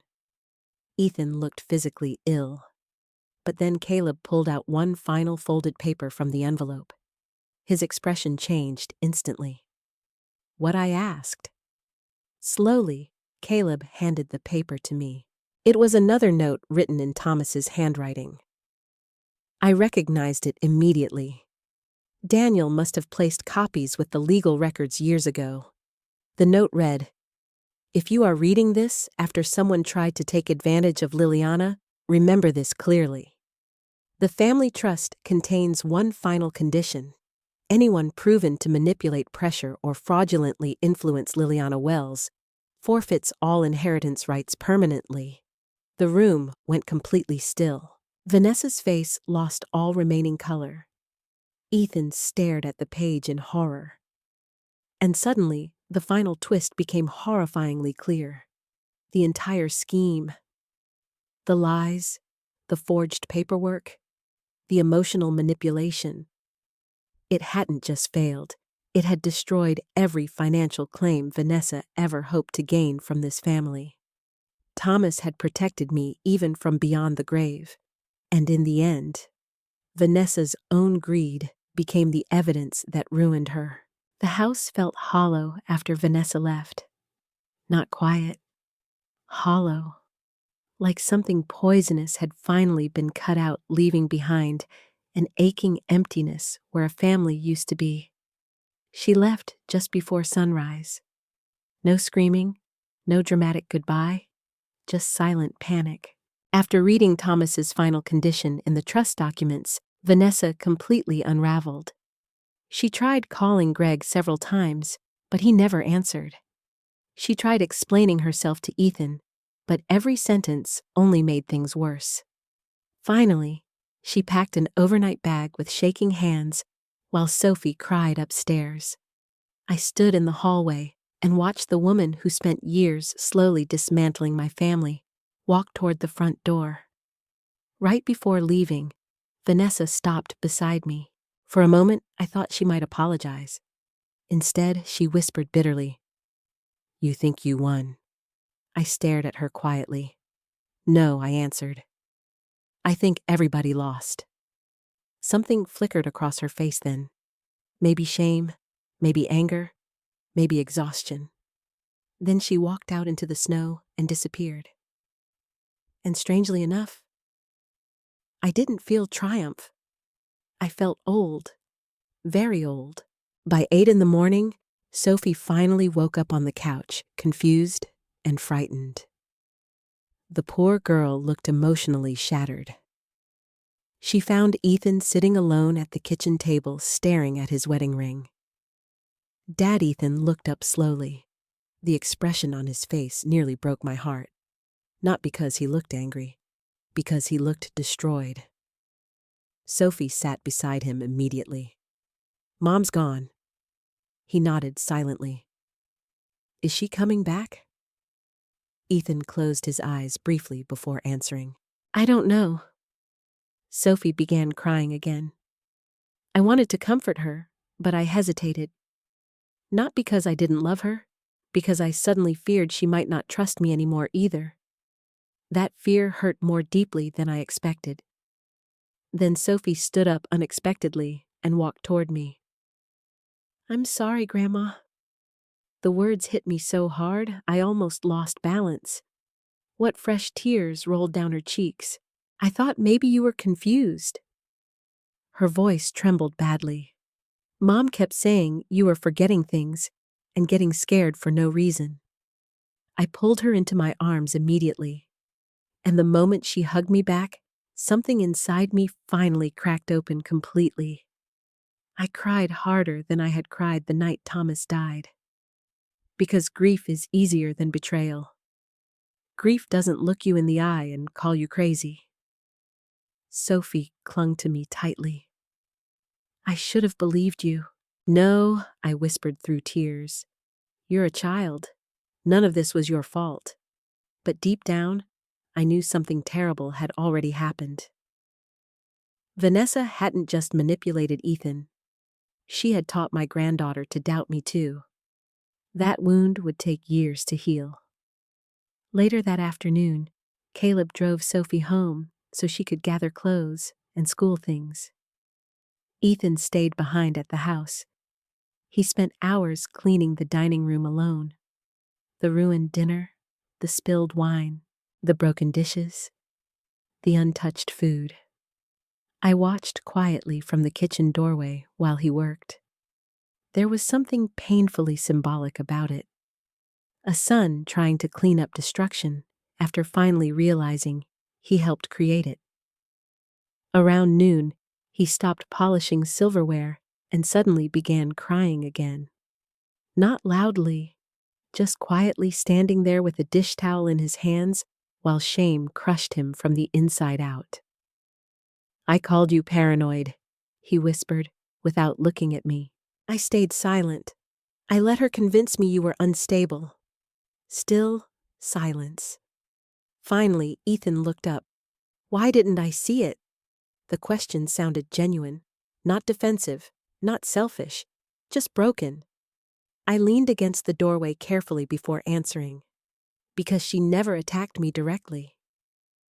He stared at me silently. She did it slowly. I continued softly.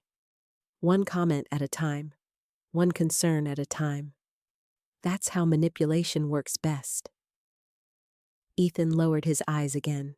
She used me. Yes, but I still chose not to trust you. The honesty in that sentence hurt, because it was true, and he knew it now too. I walked slowly toward the table and sat down across from him. You know what the hardest part was? Ethan looked terrified to hear the answer. What? Not the paperwork, not the lies, not even Greg. My voice shook slightly. It was watching my own son look at me like I was becoming worthless. Tears filled Ethan's eyes instantly again. Mom? When your father died, I whispered I lost my husband. But when you stopped believing me, I paused, because suddenly speaking became difficult. I lost my safety.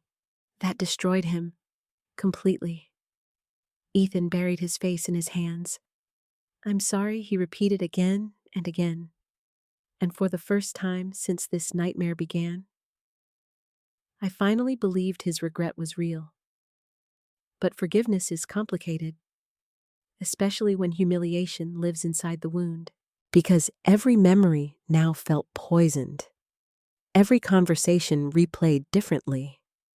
Every moment I doubted myself, because my son doubted me too. You can forgive someone and still ache from what they allowed to happen. That's the truth nobody talks about. Later that evening, Daniel Harper arrived carrying additional paperwork and legal updates from Detective Collins. Greg Turner was now officially under investigation for fraud-related activity connected to multiple elderly clients. Vanessa's communications with him had also become part of the case. Daniel spoke carefully while reviewing documents at the kitchen table. Liliana, you are fully protected legally. Protected? Funny how differently the word sounded coming from someone who actually cared about me. Ethan sat silently through most of the conversation. Finally, he asked quietly, "What happens to Vanessa now?" Daniel adjusted his glasses slowly. "That depends on the investigation. And the trust." Daniel looked uncomfortable.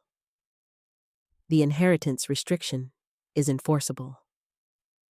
Ethan closed his eyes, meaning Vanessa truly had lost everything connected to the family trust. Not because Thomas hated her, because Thomas prepared for exactly this kind of manipulation. Daniel eventually left around sunset. After the door closed, Ethan remained sitting at the kitchen table staring out the window for a very long time. Then finally, he whispered something so quietly, I almost didn't hear it. I became the kind of man Dad warned me about. I walked over slowly and placed my hand on his shoulder. No, I answered softly. He looked up at me painfully. You listened to the wrong person, and honestly, sometimes that can destroy a family just as completely.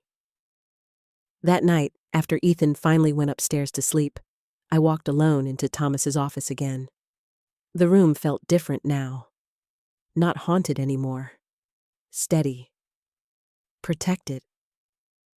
I sat in his chair and looked around quietly. You saw it before I did, I whispered into the silence. Somehow that realization no longer frightened me. It comforted me. Because even after death, Thomas had still found a way to stand beside me, and for the first time in weeks, I no longer felt afraid inside my own home. Spring arrived slowly that year. The snow melted in uneven patches across the front lawn, and tiny green shoots began pushing through the cold earth beneath the maple tree Thomas planted almost 40 years ago. Life returning quietly after devastation. It felt symbolic somehow. Nearly 5 months had passed since the dinner. 5 months since police officers stood in my dining room while my family finally realized I had been telling the truth all along. 5 months since everything broke apart. And somehow, 5 months since healing began too. Not perfect healing, real healing. The kind that leaves scars behind.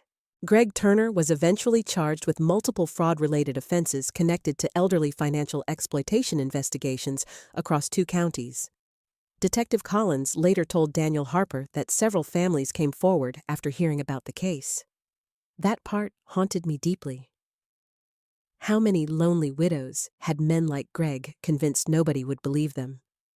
How many older women sat alone questioning their own instincts because someone younger called them confused? I thought about that often. Vanessa moved into a small apartment across town after filing for separation from Ethan. The investigation against her never resulted in criminal charges, but the evidence destroyed any remaining trust inside the marriage.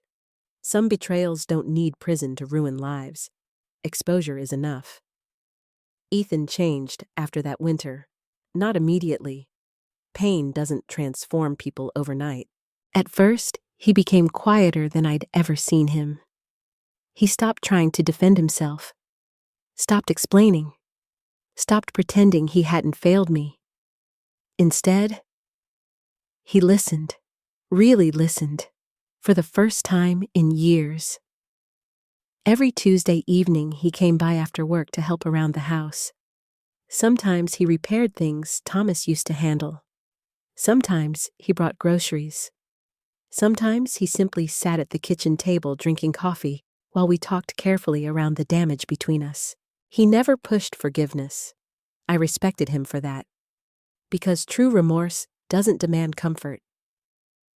One rainy afternoon in April, Ethan stood in the garage fixing an old shelf Thomas built years ago. I watched him quietly for a while before speaking. "You're using the wrong screws." He looked up sheepishly. "Yeah, your father always used shorter anchors for cedar." For a brief second, Ethan smiled. A real smile, not forced, not broken. I forgot. "No," I answered softly. "You just haven't done it in a long time." The sentence carried more meaning than either of us acknowledged aloud.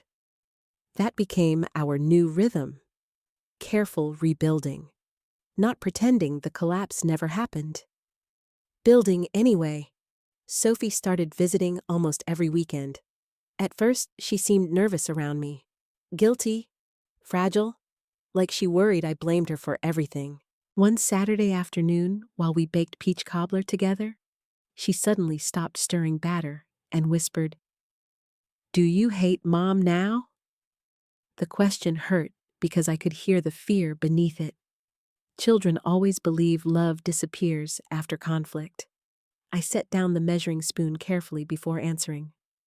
"No." Sophie frowned slightly. "But she hurt you." "Yes." "Then why don't you hate her?" I looked out the kitchen window toward the backyard for a moment. Because honestly, I had asked myself the same thing many nights. Finally, I answered quietly, because hate can turn you into the thing that hurt you. Sophie grew silent after that. Then slowly, she leaned against my shoulder, the way she used to as a little girl. And for the first time since that horrible dinner, something inside me finally relaxed completely. One evening in early May, Ethan arrived carrying an old cardboard box from his garage. "What's this?" I asked. He set it carefully on the kitchen table. "I found some of Dad's things." Inside were old photographs, baseball cards, handwritten recipes Thomas loved, and dozens of tiny forgotten memories. But near the bottom sat something unexpected, a cassette recorder. I stared at it in surprise. Oh my goodness. Ethan looked confused. What your father used to record himself reading books when you boys were little. We spent the next hour listening to Thomas's voice filling the kitchen again after all these years. The sound nearly destroyed me. Not because it hurt, because it healed. Ethan cried quietly halfway through one recording, where Thomas jokingly scolded him for drawing on the walls with crayons at age 6. I forgot his laugh, Ethan whispered brokenly. I reached across the table and held his hand. No, I said softly. You just lost yourself for a while. That night mattered more than any apology ever could. Because for the first time, I stopped seeing only the son who failed me. I started seeing the son trying desperately to return. And those are not always the same person. By June, the house no longer felt haunted. Thomas's office became something different too. Not a shrine, not a graveyard, a place of memory. I finally reorganized the room one warm afternoon, while sunlight streamed through the windows. I kept the important documents protected, but I also added new things. Family photographs, fresh flowers, Sophie's school art, even one ridiculous picture of Caleb asleep in a lawn chair during a barbecue 20 years ago. Life beside grief, not replacing it, living beside it. One Sunday evening, near the beginning of summer, the family gathered for dinner again. A smaller dinner this time. Just me, Ethan, Sophie, Caleb, Martha, and Daniel Harper.